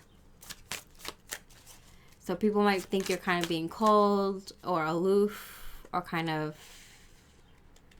you're disinterested or something like that, but you're not. You're just taking care of yourself, and you're on like you're doing so many things on like I would not be surprised if a lot of you like learn how to astral project and meet up on the astral plane, or like go into really cool places in your meditation. And yeah, I mean, I already do, so I'm kind of excited to see where it goes. But like, yeah, I mean, to this day, like I mean, since I started meditating to this day, like just so cool, like the things that come up in meditation. You never know what's going to happen. You never know what realm you're going to go into, or what plane, or what energetic field, or who you're going to bump into. I met like druids that lived like centuries ago, and stuff. It's just like so cool.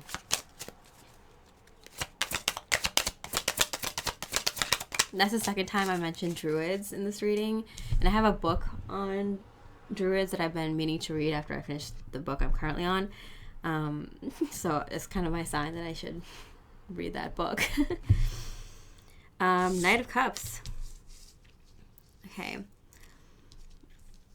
I want to see if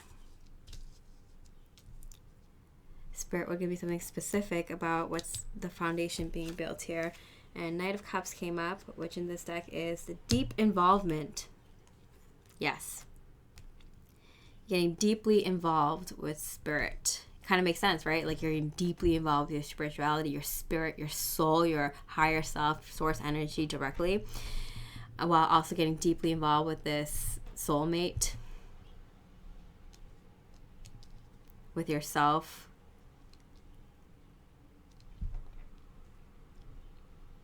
With your destiny. With these deeper things, you're getting more deeper involvement. So cool.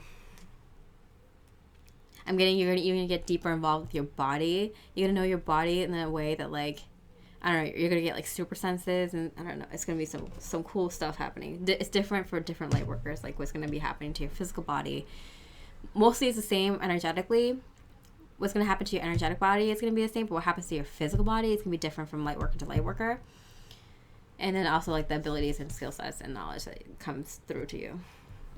Okay, so what else is happening for light workers next year? What's happening for light workers next year? 2023. Oh, it's a number 7 year too. Yeah, that's a very spiritual year. Knight of Cups again. Hit the Emperor. So yeah, this is kind of signifying that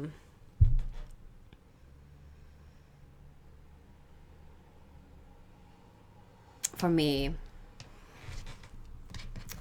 that you're going to get deeply involved with a person. Like you're getting deeply involved with your own inner growth, your own inner universe, and as well as with source energy, and like a whole different level than you ever have.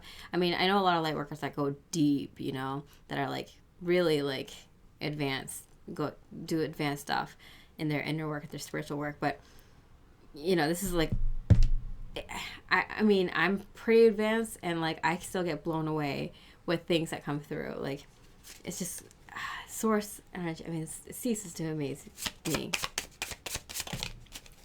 See. Money and community. Okay. Yeah, I had a feeling. I'm like, I think you're being set up with money, but then also community, because now there's 2 Knight of Cups. So I do sense like one person, but then like also other really strong players in your life are coming through. It's just like a lot of love. Like once you get this like kind of energy, once you're like exuding this energy, you are this beautiful divine energy, you're going to attract other people who are on that level around you, creating a community, and also bringing in a lot of money, because, you know, this, now you're on your life purpose. The spirit wants you to be taken care of.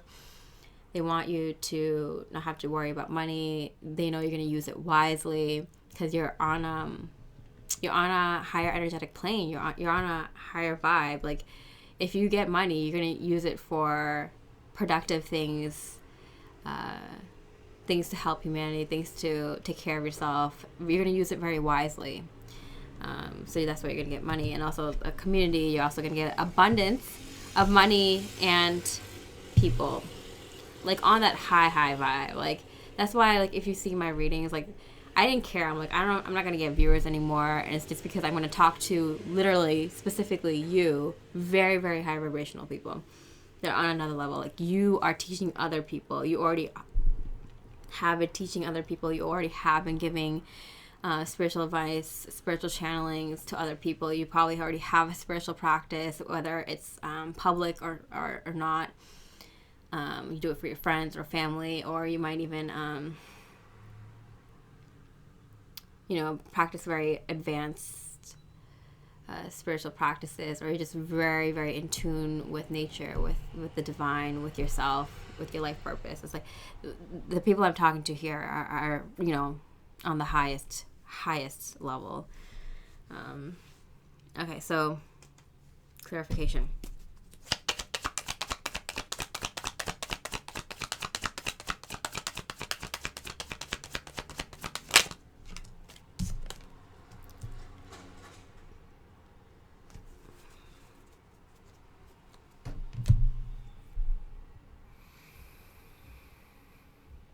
there's a lot of energy coming in. I don't know why, but the 10 of Wands in reverse, like, that always meant there's a lot of energy coming in, a lot of things that are on your path, big things on your path. I always thought, like, you know, the home you're going to live in, the pet you're going to have, the children you're going to have, or the family that you're going to bring in, or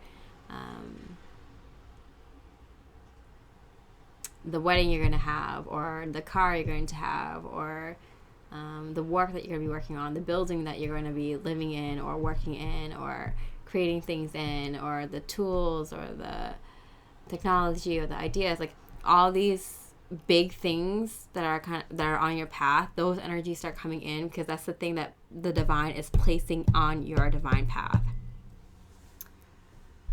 So like the things that are like anchored down already on your highest and best path in your destiny, that the big things, those energies are coming in, because everything else can be kind of slightly different, or you know, you could use your free will to have, like, you know, like pink flowers in front of your house instead of yellow flowers or whatever.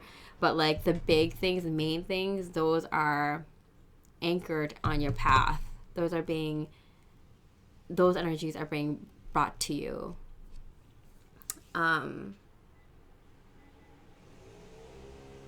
Yeah, so we talked about that happening in the next few days, because this year kind of starts now. You know, this new year, the Galactic New Year for me starts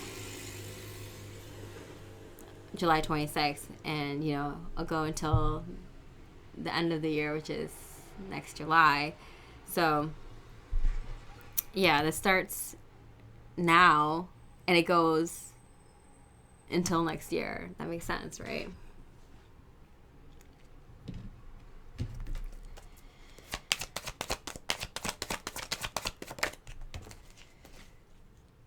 And then, oh, I pulled another this card. Did I mean to?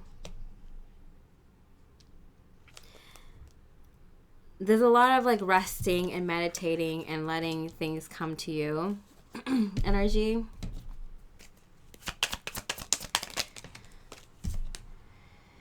Ace of Cups. Yeah, there's a lot of a lot of people are going to be in their very like more feminine energies.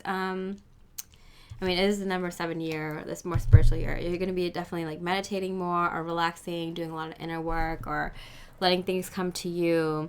And you're going to see it happen. You're going to see like people that inspire you, things, places that inspire you come into your life more and more as you are tuned into the divine more. So yeah, you're going to be inspired. You're going to see things that are really interesting and fascinating to you that you can't get enough of. New things. You're going to discover things, the old things. You're going to uncover things. You're going to like find more things that you love that you don't even know about yet, that you don't even know exists yet, or know very little about now. And you're just like, oh my God, like this is the coolest thing. I need to pursue this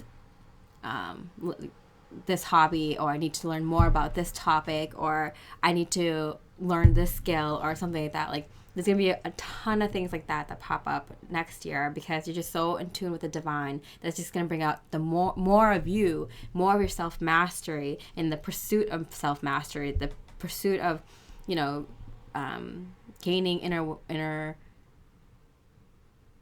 understanding and growth, spiritual growth. You're going to want to pursue that. You're going to want to be in this more like monk-like, nun-like,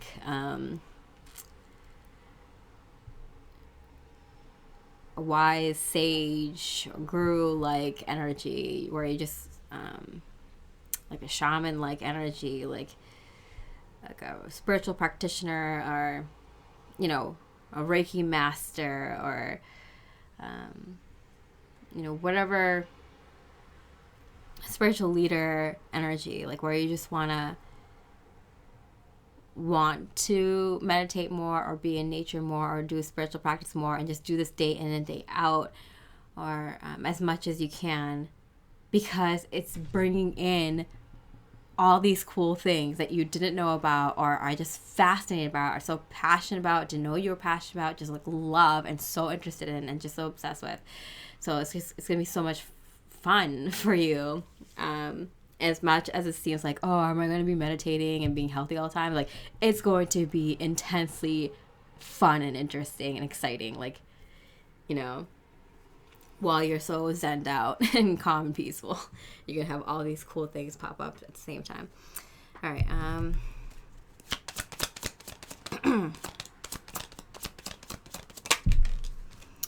Ace of Wands and the Ace of Cups. That's so interesting. Yeah, there's a lot of things coming in, and they're going to be coming in very, very quickly.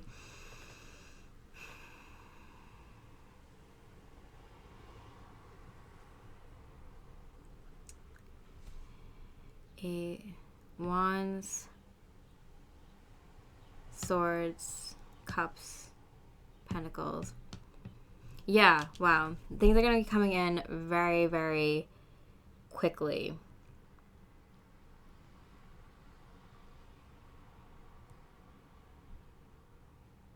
The Cups is a receptive spiritual element, and this is the total opposite, which is a physical action element. So it's like things are going to come through very, very quickly. So you're going to be manifesting things really quickly.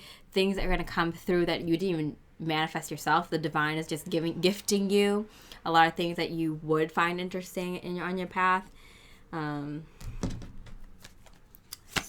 Fascinating. Okay, and the Empress. Wow. Okay, so we got the Emperor and the Empress here. Yeah, so we're here in like the divine feminine energy, being more receptive of things coming in. So the masculine energy, the thing that you're using your masculine energy for is building the foundation, making it concrete, your state of mind, your state of being, and the world that you want to manifest, the life you want to live. And then you're going to be in your feminine energies when you're receiving all this beautiful abundance, money and people, and the energy of the life you're creating for yourself and the world coming in, you know, so resting, sharing ideas. But then all these things you're going to know this. The proof of this is going to be like you finding a lot of cool, new, interesting hobbies, things, people, just muses, inspiration, motivational things that are just like really cool to you popping up here and there. That's how you know it's happening. Okay, proof. Okay, so this I know goes on until like January, February. And then when does this energy go through? I have a feeling it's until like next July. Couple of months. Okay. Couple of months. It happens for a couple of months. When? Couple of years. Couple of months to a couple of years. So okay, so I think this energy kind of starts already now.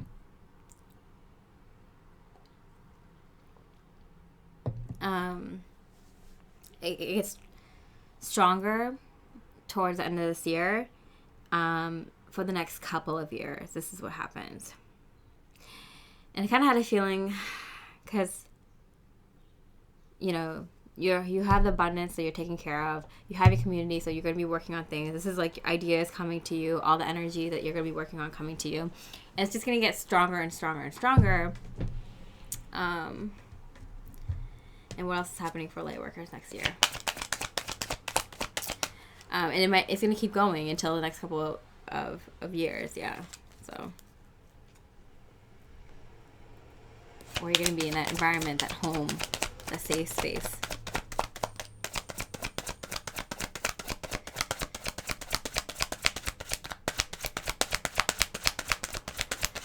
All right, here we go. The Devil card. It fell on the Ten of Wands, which is my card of like bringing into the physical. And this is the Capricorn card, so it goes until the end of the year, where it's like, this is like an all year kind of thing. For me, it's like from Capricorn to Capricorn energy. So all year next year, we're going to have this energy coming through, and a lot of it's going to come through in a physical manifestation. But I'm also getting there's going to be so much fun involved in the next year, because it seems like yeah, it's gonna be a very spiritual year. It's a number 7 year. There's a lot of energy coming in and a lot of ideas and stuff like that. And it seems like you're gonna be working a lot intensely on spiritual stuff and intensely on your soul mission and your life's work. But it's gonna be so much fun as well, because I'm getting like, this is the stuff you've dreamt about and wished for. So it doesn't feel like work, it feels like fun and interesting, and you're hanging out with people you like, you have enough money to do whatever you want, you're spending it wisely, it's a really I made it like a hippie vibe kind of time.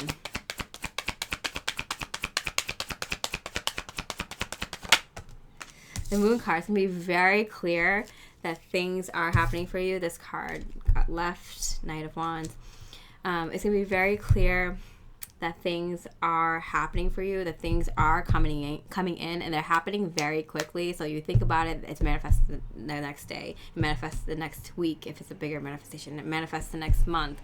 You need the idea for a specific project, and you meet the person that can help you work on that the next day or something like that. It's very obvious, and that's why it's a little bit fun now, because you're using your manifestation abilities more strongly now. You know how to use it, and it's just like an intensely fun time. And for the next few years, you want to make the most of it, because you might not get that time in your life ever again. It's kind of like going to like college or even high school. It's like you're with people that are your same age, and you're discovering your true life purpose, and you're having a lot of fun, but you're learning a lot of things at the same time. And it's like a very unique time in someone's life where you're around like somewhat people who are in the same mind frame as you, same goals as you, same morals and ethics as you, and same goals as you. And it's just, and you're young and you're having fun kind of thing. So it's a similar kind of feeling here, but like with light workers. That's interesting. Let me see. Anything specific?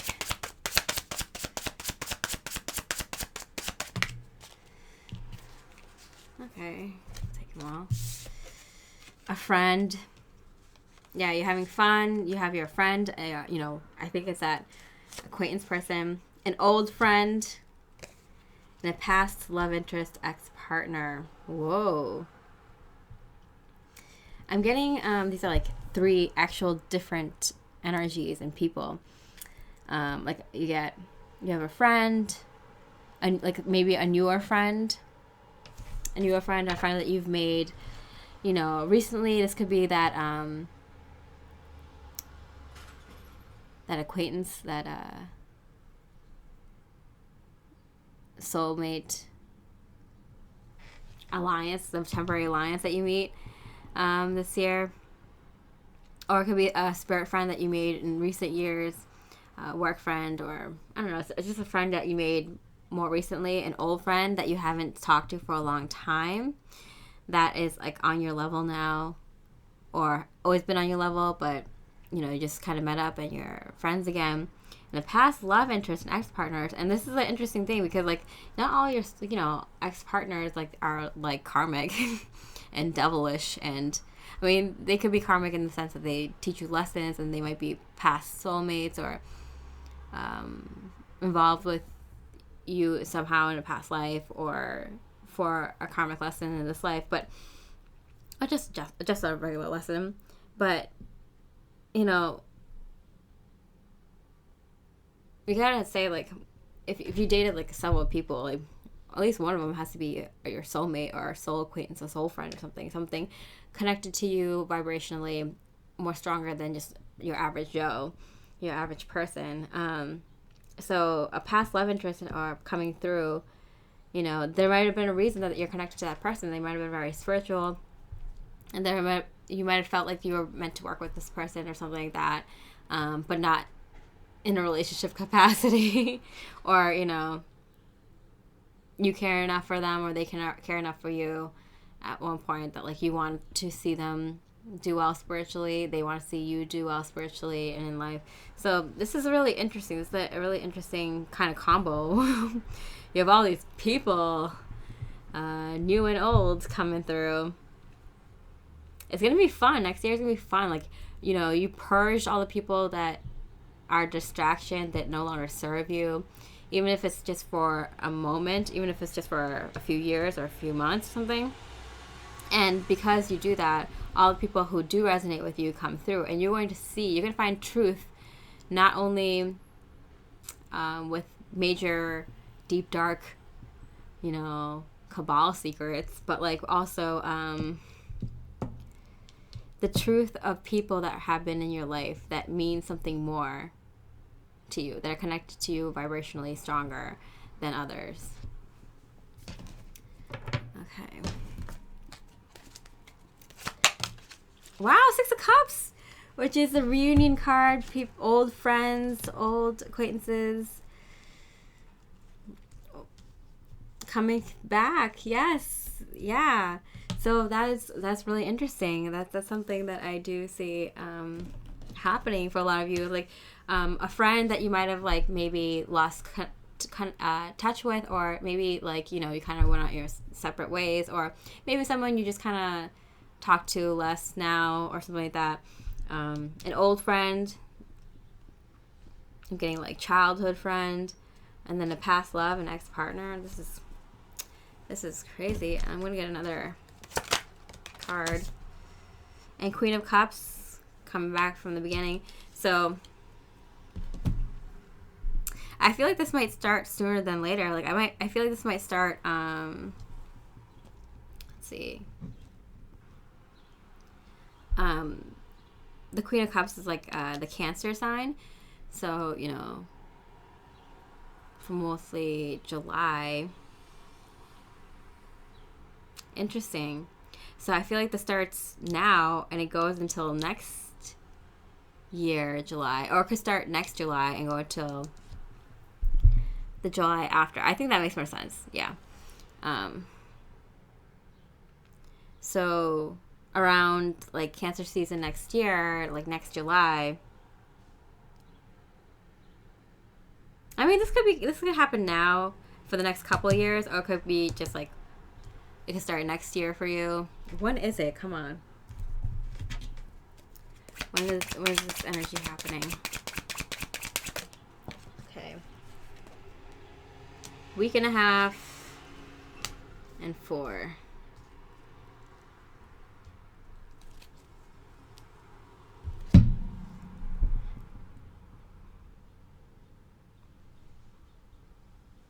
I'm getting it starts in a week and a half. So it does start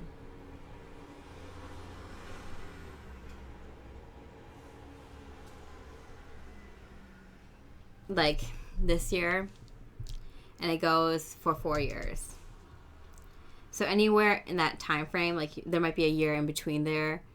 Like you might see a lot of people coming back, old friends that like are on your vibrational level, for a couple of years, not for like a year, and then again for the last year or something like that.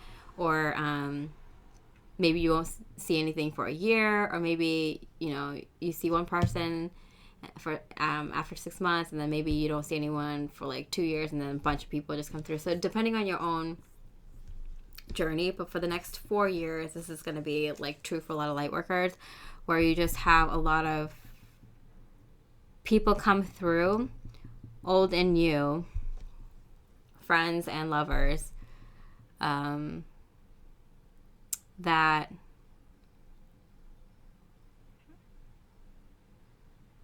show you the true nature of the connection between the two of you, the true bond, the true purpose of you two meeting in this lifetime. The Hermit, and it fell on the Empress. The thing is, you're kind of like doing your own thing right now. This card wanted to come up, 2 of Swords, the Moon. So you may not know if you want to...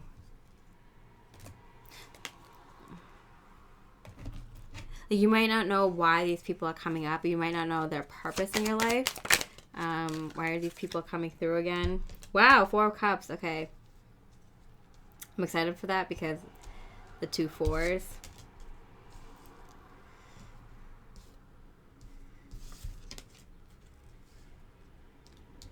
Week and a half.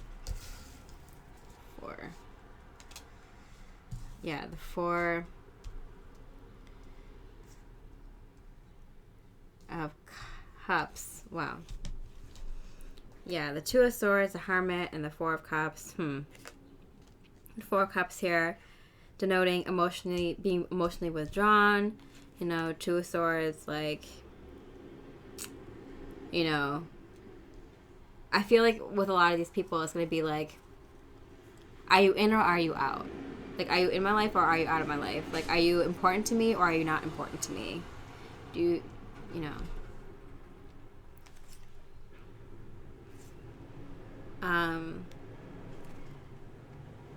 So what is the purpose of that happening?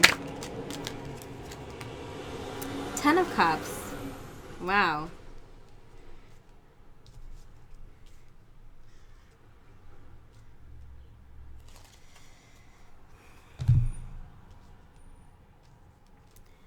The purpose of it happening is to secure family life. So there's a lot of people that are going to come through and maybe they're going to be attracted to you because your energy is going to be so good, and they're going to be like, oh, I kind of want to, have a friendship with this person. I had this happen to me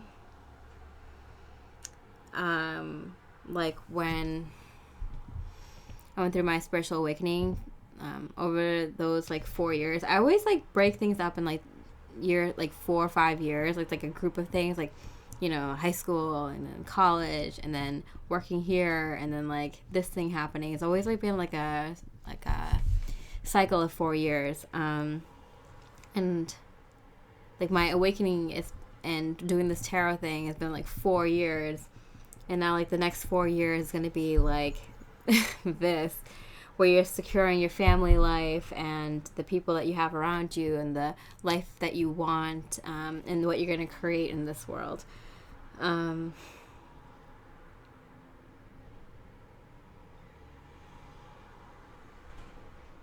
So is this kind of a people coming through? So I had people come through and they want to be my friends and things, and yeah, I love to be friends with people from my channels. I've made a lot of friends through people from my channel. Just a great experience, especially when I was starting out and I just started my spiritual awakening, and I met a lot of people who were similar to me and I could talk to them. It took a while. I'm not friends with a lot of people that I did initiate friendship with through the channel, or just in real life spiritual people I met through in person. But I have had a lot of people, want to be my friend or want to date me because of how healed my energies are and how much I just exude that light worker energy, that light, right? And this, I'm telling you this not out of ego, but because I know a lot of you have similar energies and have similar experiences, and if not, you're going to be. And so it's kind of you have to see who you can be friends with, and sometimes it's just we've been friends since we were kids, since our childhood, and you know everything about me, mostly until my awakening and stuff. I have this one childhood friend that I was friends with since first grade, and we kind of separated ways after high school, but we connected again, and it's just because she was my first friend that I like to reconnect and talk about things, and she's a good person. She's on a spiritual journey. I found out recently last year when I talked to her, but then and then she wanted to be my friend, and I'm just yeah, it'd be really cool to have someone who like understands spiritual journey and is as kind as you as a friend, and we still have few things in common, a similar interest, but like we were so different, and I went through so many different experiences, and I've evolved spiritually so much further than where she's at, that it's like, yeah, I can understand everything that you're talking about, but you can't understand everything that I'm talking about, and I don't want to share all my experiences with you, like my harder experiences, my more difficult experiences that like I only share with like people that are really close with. Like I'm not obliged to, I sometimes do with people, like my clients and stuff, if it's relevant to the reading, but like you're not you don't have to be an open book. You don't have to tell everyone everything about your life, past, present, or future, because they can manipulate your energies. You never know how strong people are energetically when you come across them in person. So it was a real test for me, like to disconnect with people. I'm just like, yeah, I only have a few close friends, and it's because like I can be good friends to them and they can be good friends to me, and that's all I can handle right now. And they know me really deeply, and they're very spiritual, and like they understand, like I can only do as much as I can. I have like a handful of like spiritual friends that I talk to like maybe twice a year, because that's all I could handle, and like it's a great catch up. Like we're still friends, but we're just like, like that's how much I can handle, because I'm doing spiritual stuff. I'm doing just meditating, going for walks, and doing my own thing, living my own life. So like it's really, I feel like this kind of test is happening for a lot of light workers, but it's kind of like, like how many people can you have in your inner circle? How many people can you handle in your inner circle? How many people will you allow?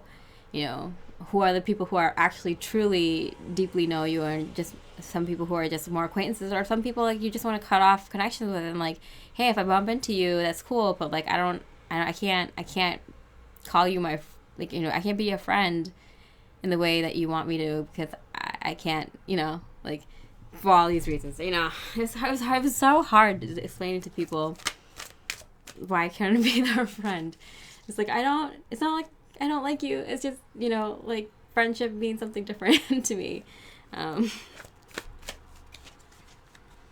No, it's not like, and there are a lot of friends who like remember me as like the party person who's always very entertaining, and like always is very fun person to have a conversation with, and I'm always thinking of cool things to do, and it's just like, I'm not that person anymore. Like I can't just sit here for your entertainment, like, so it's sometimes hard kind of turning away even friends from your past, even like past lovers, like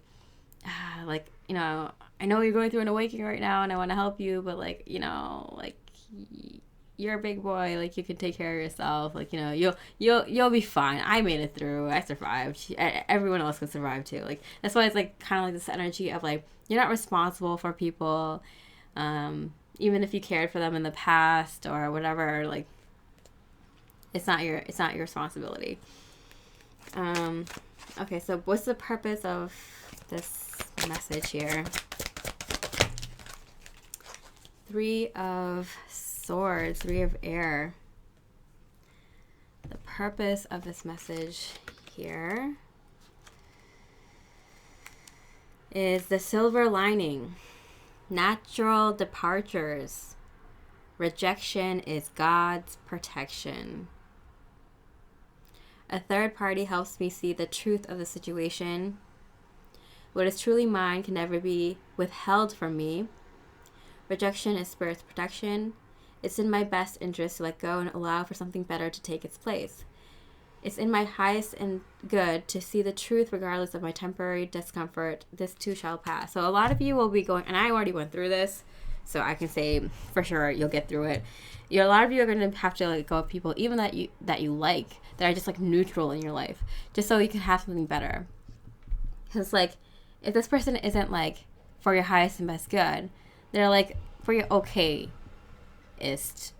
and okayest best good, They're for your good, or they're for your kind of good.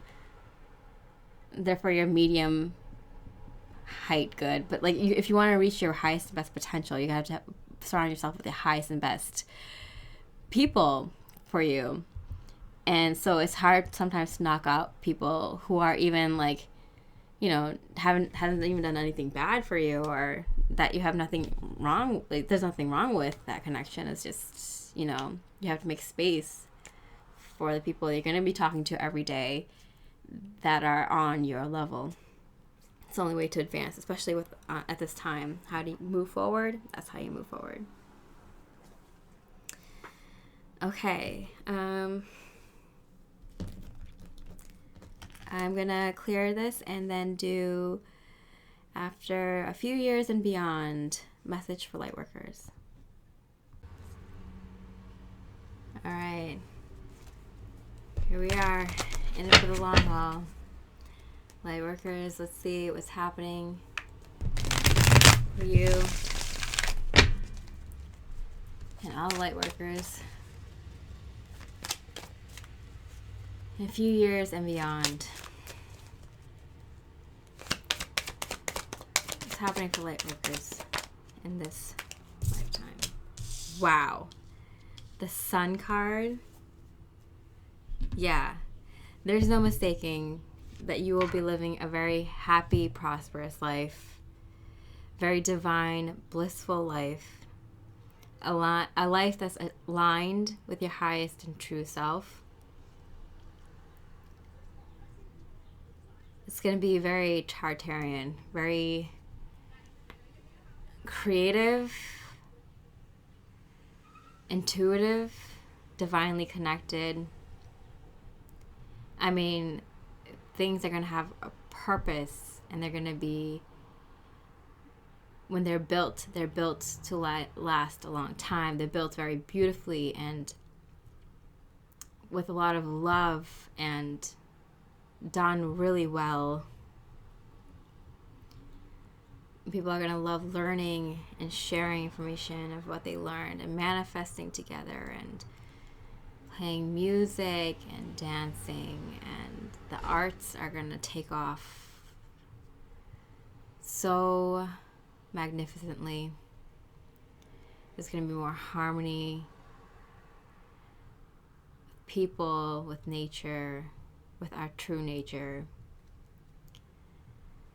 You're going to have time to do all the fun, creative things you want to do in a day. You're also going to feel fulfilled in being able to help your family, your community. There's a sense of belonging. There's a sense of purpose with each person. There's no sense of loneliness, but there's a sense of feeling independent and codependent at the same time.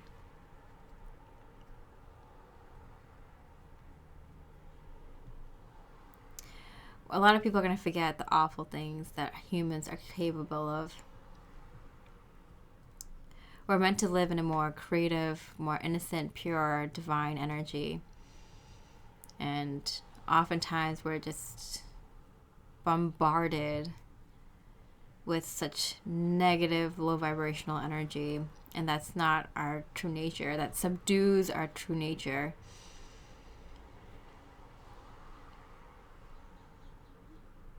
We've been held down as a species, as an energy, as a powerful, divine, energetic consciousness for so long. You can always break free of it. Mentally, emotionally, spiritually. And then you can break free of it physically. You don't have to live in that world. That comes along with meditation. Living your true, authentic self.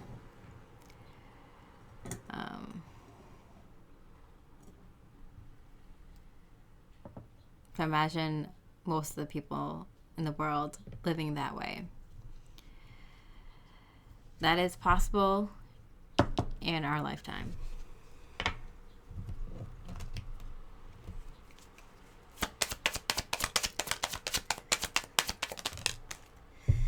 Page of Pentacles. yeah, there's a sense of like wanting to learn, wanting to grow, wanting to start new projects. Always excited to start something new or discover something new, learn something new. I'm getting there's like a lot of unfinished projects because like that's how many ideas are coming through to Lightworkers. Like you're just channeling divine ideas that quickly, just becoming more intuitive and just having more ideas, more solutions, more creativity coming through from people. People are going to be doing multiple creative things, multiple intuitive things, working on multiple projects, and it's just going to be like, you start a project and then you start another project the next day, and the next day you come back to this one. It's like, that crazy mad scientist feeling, but like in a very positive, beautiful way. I see that happening. So the sun, how so? Neighbor, roommate, someone that lives close by. So yeah, I do feel like this is like a more of a community thing where you're going to be living around, working with people around you.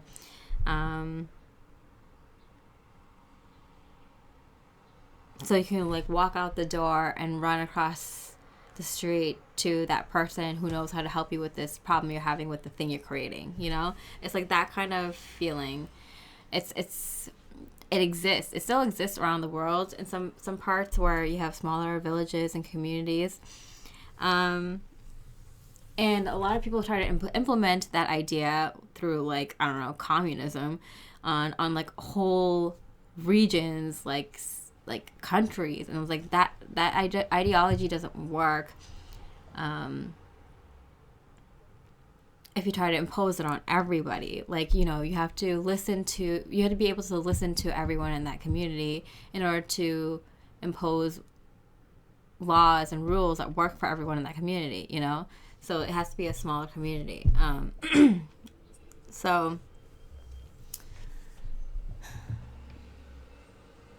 yeah, to get that feeling of like, oh, I can run across the street to this person who I know can help me with this.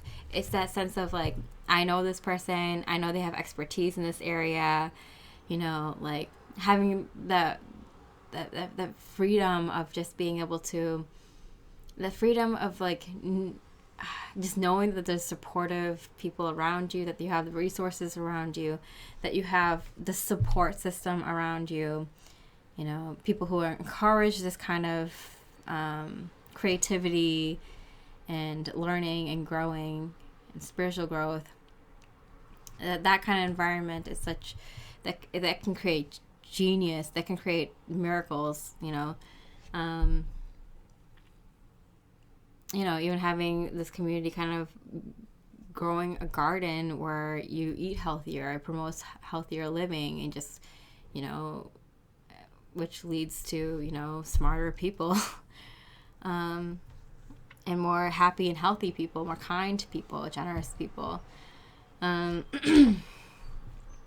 then we also have, and you could also, that you can run over to two communities over that actually specialize in, this field that maybe you can do a collaboration with. Like this is the kind of feeling that you want, where you can run outside the door, you can wake up in the morning and just create and do what you feel more passionate about, and like you have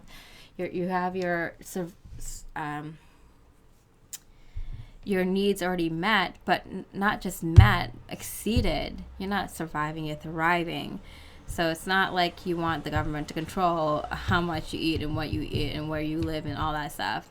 If you want your community, your family, your friends, people that love you and know you, create the meals for you, where you help them also create the meal. Everyone has their role and their place, as much or as little as that you can do for the community.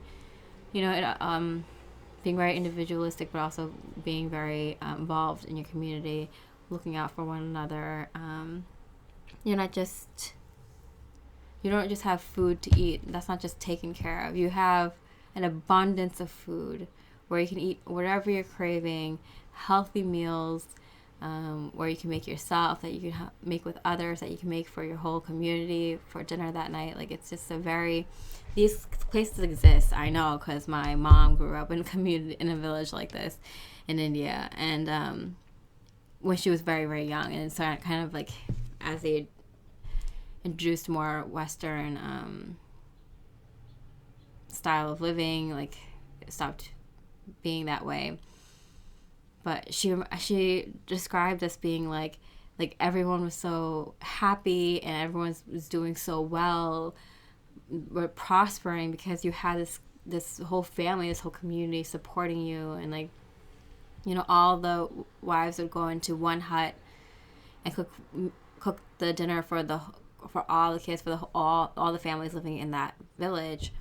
And then they would go to a different hut every night, and like all the ladies got to talk, and all the, you know, gentlemen get to like hang out. All the kids were playing together all the time. I remember visiting India when I was very, very young, and they still had that kind of vibe still. And I would just like run around with the kids all day, swinging on swing sets and going into the farm and picking mango off the trees and stuff like that. It was just crazy, like, cool. Like I had a taste of it, you know. And my mother, when she was younger, had even more sense of that, like, kind of living. And it's like possible, but you have to do it like light workers kind of have to do it first.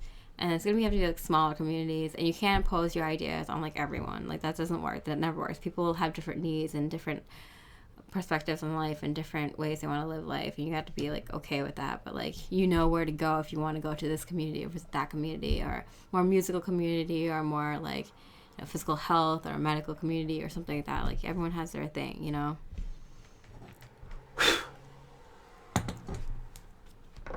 Okay.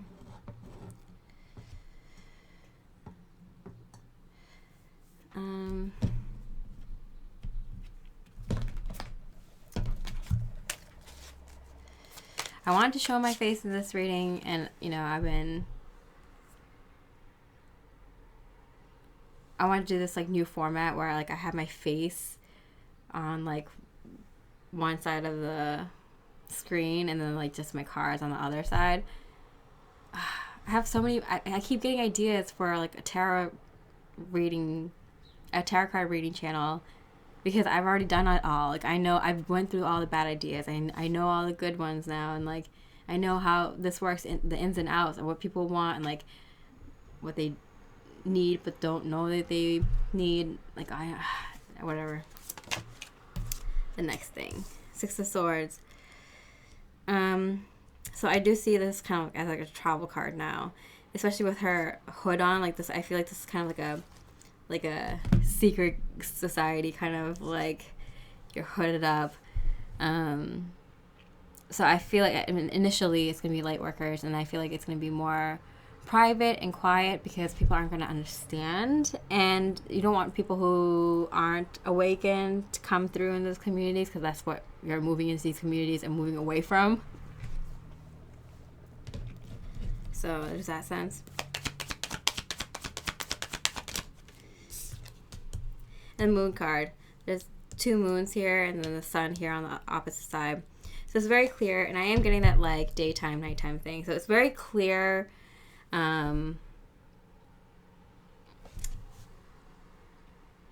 Where it's a very happy, prosperous life, but there is a sense of like secrecy. I don't know why. King of Cups.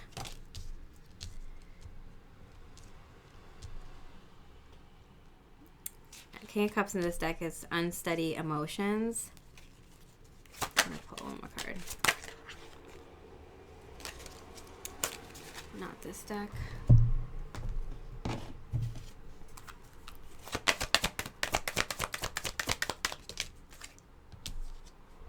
TikTok. Yeah, for some time there might be a need to live in secrecy or live undercover or something like that. And I have got that. I did confirm that with a lot of light workers over the years. that's why I feel like the light workers disappear, because you can't really tell people what you're working on at that time, because people aren't really going to understand. Maybe all of humanity is going through like a mass awakening, with a lot of truth, a lot of hard truth, and a lot of people are dealing with difficult things, so they can't, their energies can't be around anything that we're working on.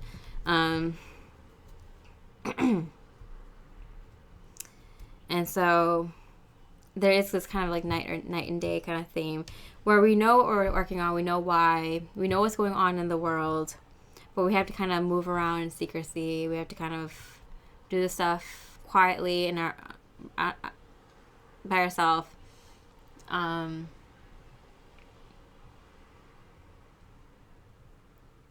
the thing is, like, you're so divinely protected because you're so divinely connected around this time, you and your soul family, that it works.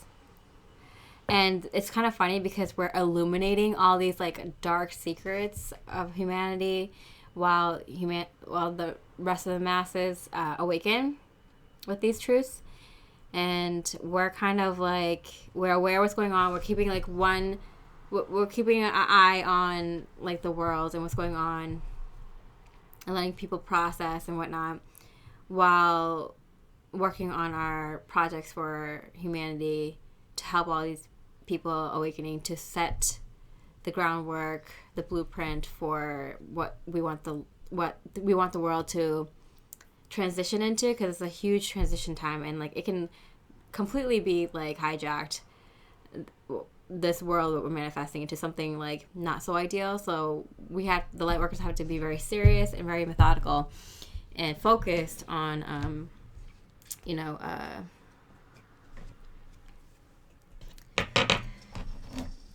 getting this stuff done. But at the same time, it's gonna be really fun and exciting. It's gonna be like very blissful living. It's, like I said, like a college experience where you won't get this experience ever again. We're working with like-minded people, and just in our own little like society for a little while. But like, it's so funny that like all these secret societies secrets are coming to the surface, and then we're creating one.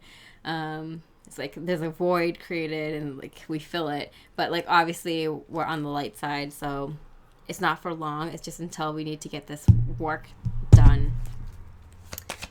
Okay, let me get a time frame on that, and how long that lasts, or when that starts.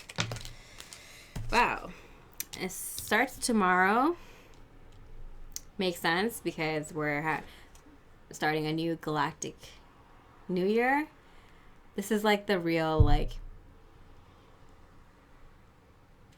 let's go time for light workers. I've been talking about 2022 for a long time, but I said specifically end of July, and it is go time. It is go time.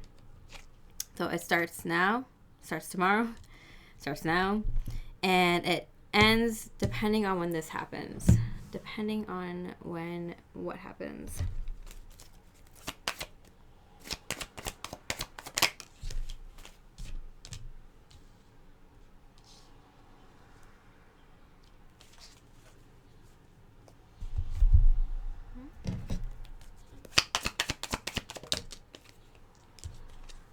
Wow, 2 King of Pentacles in reverse. Are you kidding me? Oh, that's insane.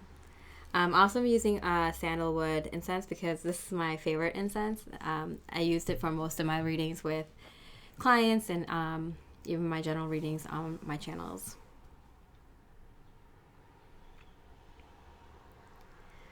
Let's see. Wow.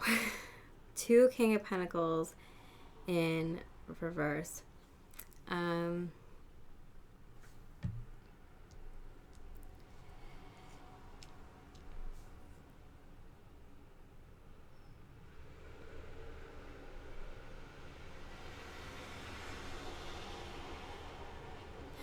It's like when... It's like, you know how you can't have too much of a good thing? Well, this is like too much of a good thing, right? Like, and we know it. Us light workers, when we're having this moment, we know it. We're going through it. Like, we're with people that are like-minded, that are totally on our vibe, that we're working with like very easily, that we're enjoying this time, even though the world's going descending into chaos, because it gives us time to like step away and really truly be connected more than we ever have, and more intuitive, and work in the way that we always wanted to. It's a really fun time, really interesting, and interesting time, exploring a lot of things, learning a lot of things. But when it's time to stop, when we're still human, when we get a little bit more greedy, when we start to get more possessive,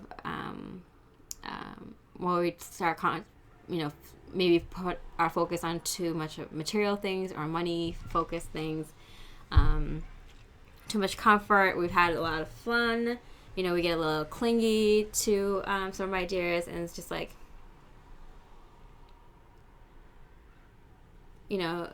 when we know it's enough, when we know, okay, things are changing, it's not like this high vibrational hippie commune anymore. It's more of like I want this for myself. No, I want to make more money doing this. The idea gets kind of possessive and obsessive. When it's time to move on, which is probably 6 months. I don't feel like it's 6 months. I feel like it's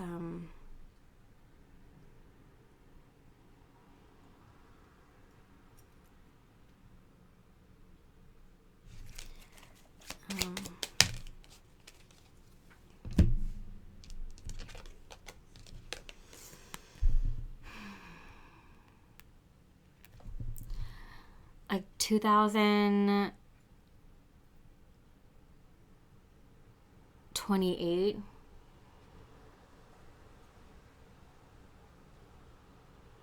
Yeah, 2003, 2004, 5, 6, 7, 8. About like 5-6 years. And it'll happen very quickly. It'll dick. I can't even pause the video because like the continuity of the incense smoke. Oh, disseminate.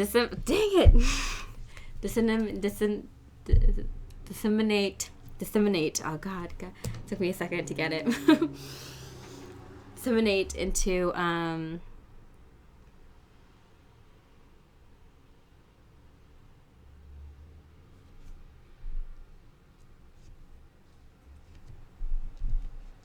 chaos among the lightworker community. It's like, okay, we need to add other people again. And around this time, the collective will have been catching up to us. So we'll know it's like time. Okay. Tomorrow, Spirit is hinting tomorrow. Told me this deck. Ace of Pentacles, opportunity coming in tomorrow. Very positive, life-affirming opportunity coming in tomorrow. That's July 26th if you're watching this when this comes out, or whenever you watch this the next day.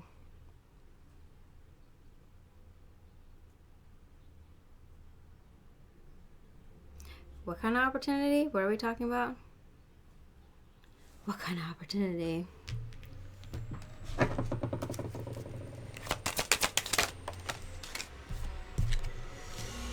Oh, the Strength card. Coming up again. Strength card.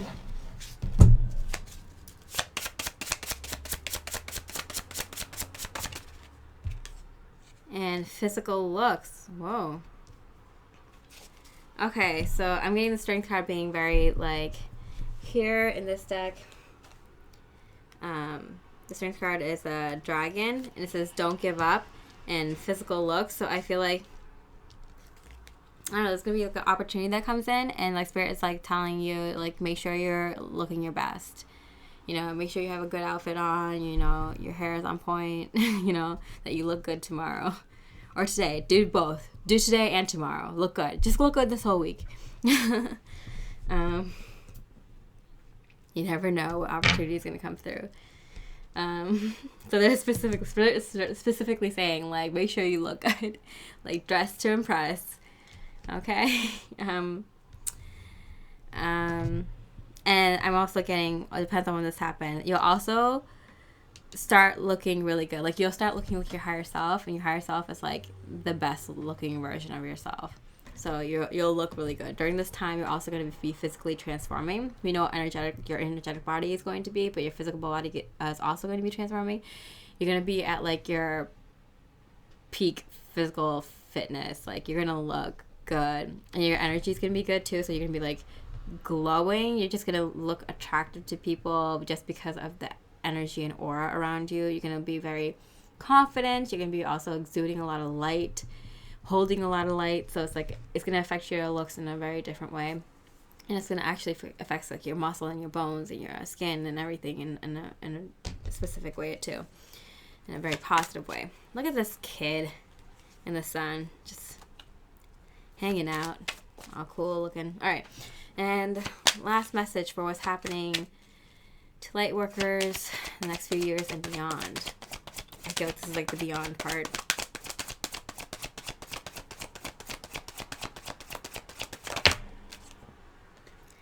The Star card. Look at that. The Star card. Wishes coming true. Incoming series of relationship potentials. So I'm paired with the Star card. I'm getting that you're gonna get, like, a lot of things coming in that that has the potential of being in your life for a very long time, that you wish for, you don't even know that you want in your life, but, like, comes into your life and you're like, oh my goodness, I want this in my life forever, whether it's, like, a home or a pet or a relationship or friends or I don't know, a car, work project, a hobby, I don't know, like, things are gonna come in that you wished for and that you didn't even know that you wanted to wish for. Like, that's how cool life is, like, for light workers. I mean, we always talk about these things, and, like, do you actually believe it? Do you think that other light workers you talk to, other way showers, other spiritual leaders, like, actually believe it? Do you think they believe it at times, but they can't hold that belief, like, fully and strongly enough to be the leaders for other spiritual leaders? Like, I believe it, and I know it, and I've seen it. This exists for light workers, and it's our future, and we need to build it, and we're not going to let this life path be hijacked. It's impossible to.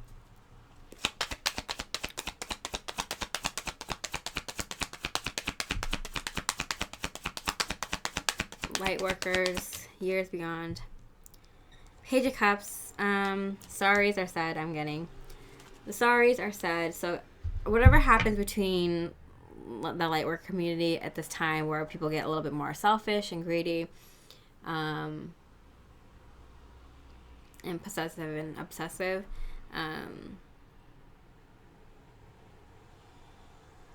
sorries are said. Sorries are said.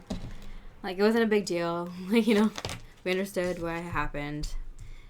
We're humans, and that's what we've been taught in our lifetimes.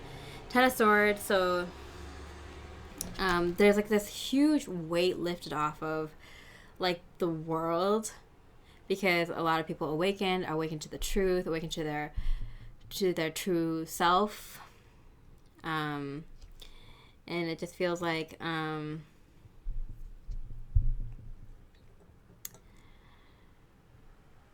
this whole huge heavy energy is lifted off of the planet.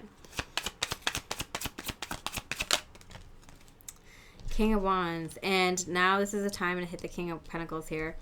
Now is a time where people think of, like, small projects. They start bringing it up to the forefront. Small projects that they are bringing into the public eye, out for people to see and use and interact with. Basically bringing this idea for this new world, we're bringing it out and implementing it, and this small projects, small physical projects everywhere, and every kind of in a variety of different ways and different ranges. It's like small mom and pop stores everywhere, but not just stores, like different kinds of playground for kids, different kinds of grocery stores, what that would look like. Our grocery stores in the future are going to look like just huge community gardens where a traveler can go into this huge community garden and pick some food and be on their way, like, is that what grocery stores in the future look like, everyone just implementing their different ideas and actually physically building them, and then in that sense, like, building our new world together. I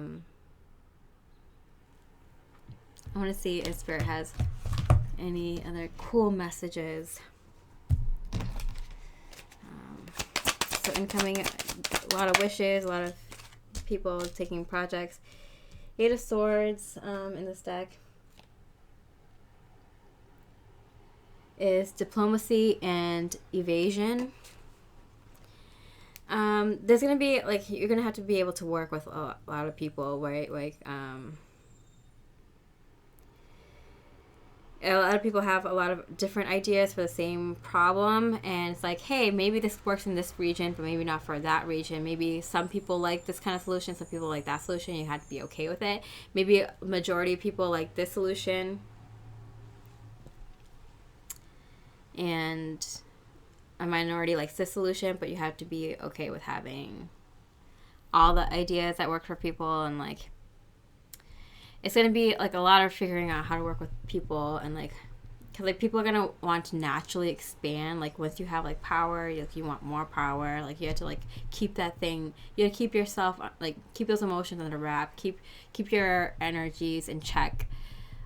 Keep your energies aligned with the divine. And it's just, like, it's a process, because, like, light workers might be ahead of the curve, but, like, when we fall hard, because we're doing really, really good. We're in really, really high energies.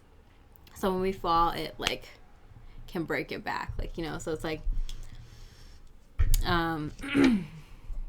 light workers and newly awakened people alike are gonna have to figure out ways to work together, and no one's gonna be right or wrong. It's just, like, one of those things where this is gonna be, like, one of humanity's challenges. It's like, we're building a new earth, and it's like, we're also gonna continuously change and grow as a people, but it's a challenge, and everyone has ideas, and some people are just gonna not want to be a part of it, and that's where these smaller communities come in play.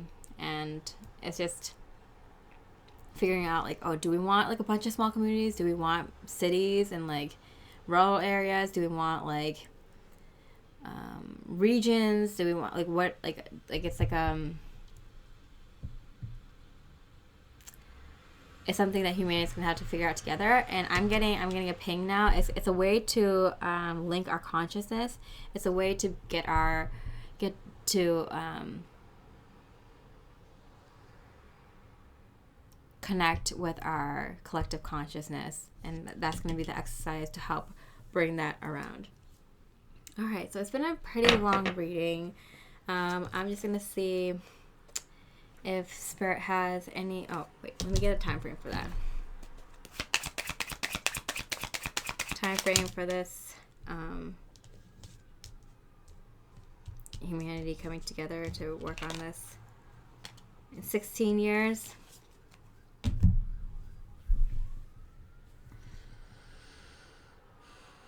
That makes sense. That's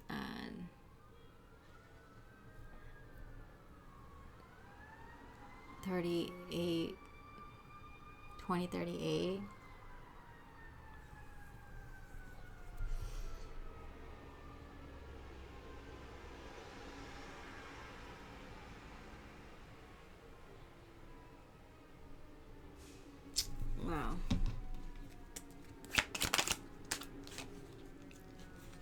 depends on the next time you see.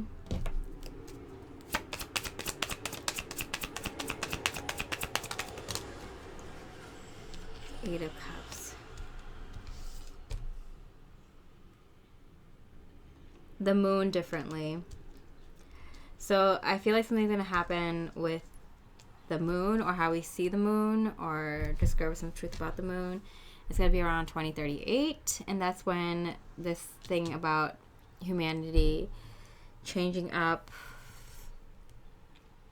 the earth. There's something I watched where they mentioned that like the moon was a reflection of the earth, and you kind of see it if you magnify the image of the moon. It kind of correlates to a lot of, you know, the countries and the land masses on this planet. I thought that was kind of cool, and it kind of makes sense if we're kind of like changing up the face of the earth. Sorry, I'm slowing down now because I'm like, I still have my coconut water. It's been a day of fasting. Okay, okay, and now I just want to ask Spirit if they have any messages for light workers for now, tomorrow, and beyond. Now, Eight of Earth. Wow, and you get this beautiful cello there. It's beautiful. I love the cello.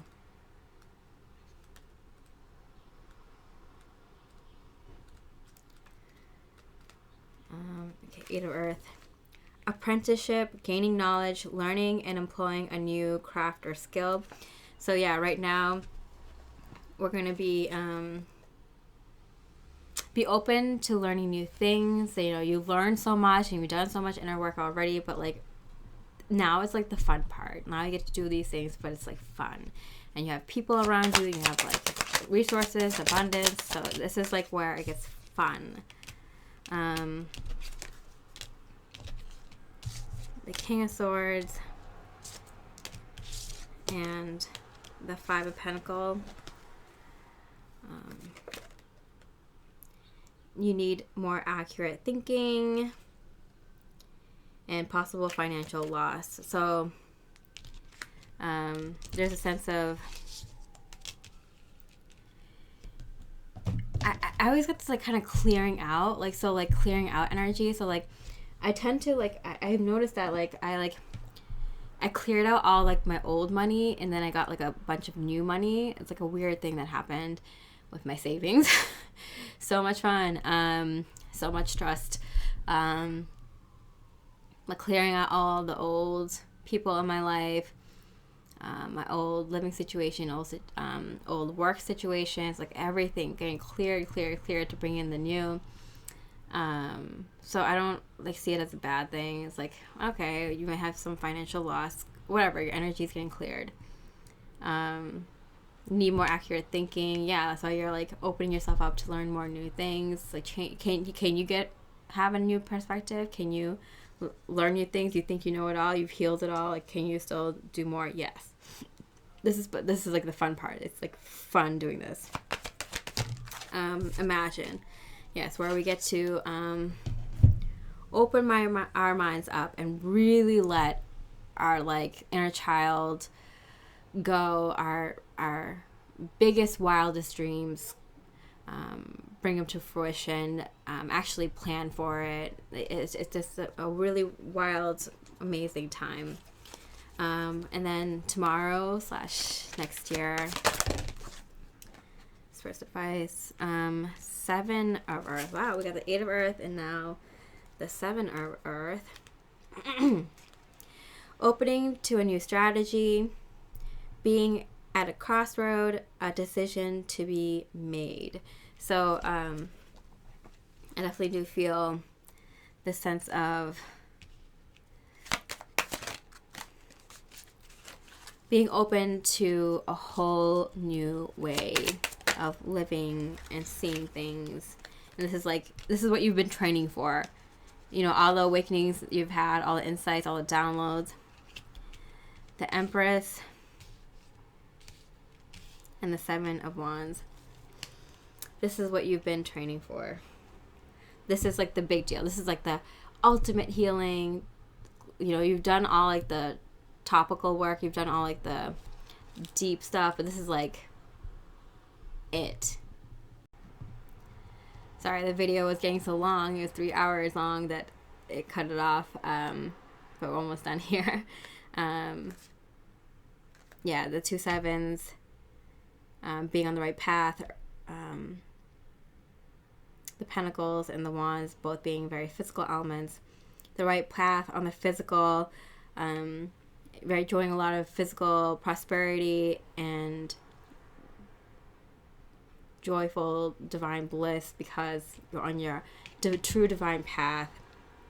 You're manifesting, creating things in the physical that you get downloads for, and that makes you very happy that you can act on the ideas that you have.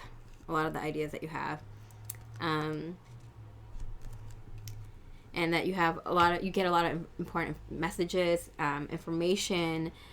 You learn a lot of new things and skills and sets and such that is important for the world to know, to pass on. And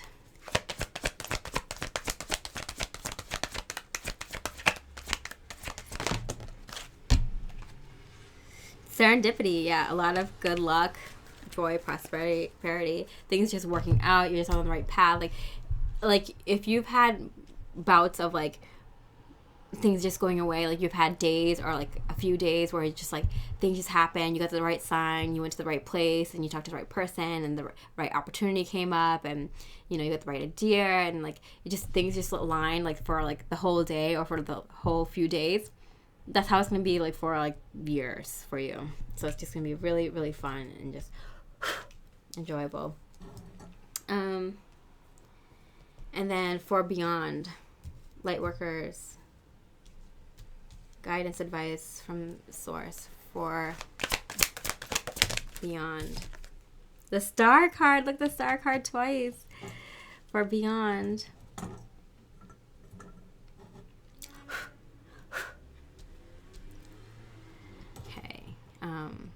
This way.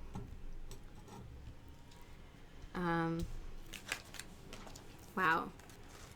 Yeah. So, Star card is inspiration.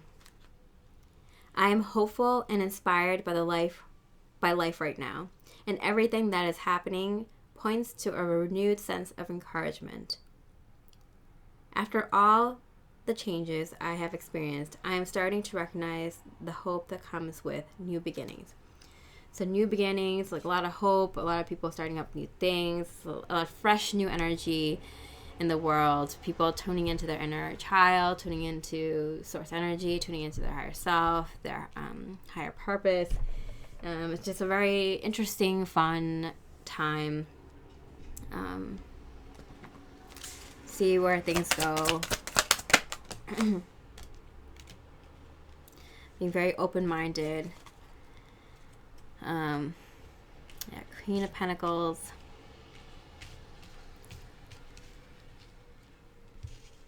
Queen of Pentacles, which in this deck is struggles before gains. So, you know, they're Spirit's like, yeah, it's not like all roses, you know, and butterflies, but like, you know, there's going to be a somewhat of a slight struggle getting everyone on board or getting everyone to a place where everyone can agree what the next steps are.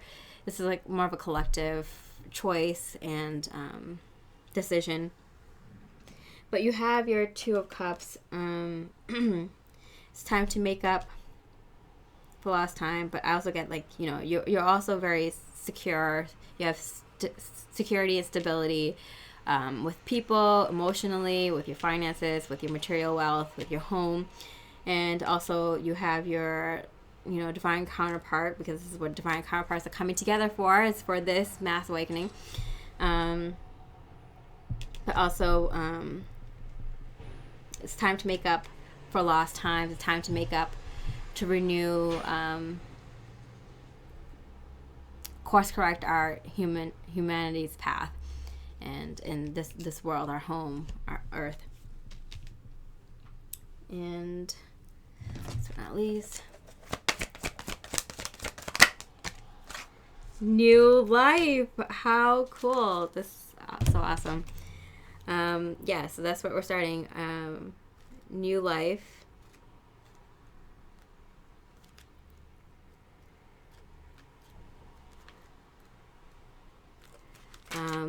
Birth of new ideas, growth, opportunities, a breath of fresh air, life renewing itself. So yeah, for the next 2, 4, 8, 16 years, it's it just kind of ramps up. It keeps building. Those are the milestones we're looking at as the next 2, 4, 8, and 16 years. It's when I'm seeing the time frame of all these things happening. But yeah, it's a new life, it's a new world, and it's a new us. It's exciting. No one really knows what it's exactly going to be like, but we know it's going to be better, and we have to work towards it, play towards it, easily manifest it. All right. Signing off for the last time. Much love and light.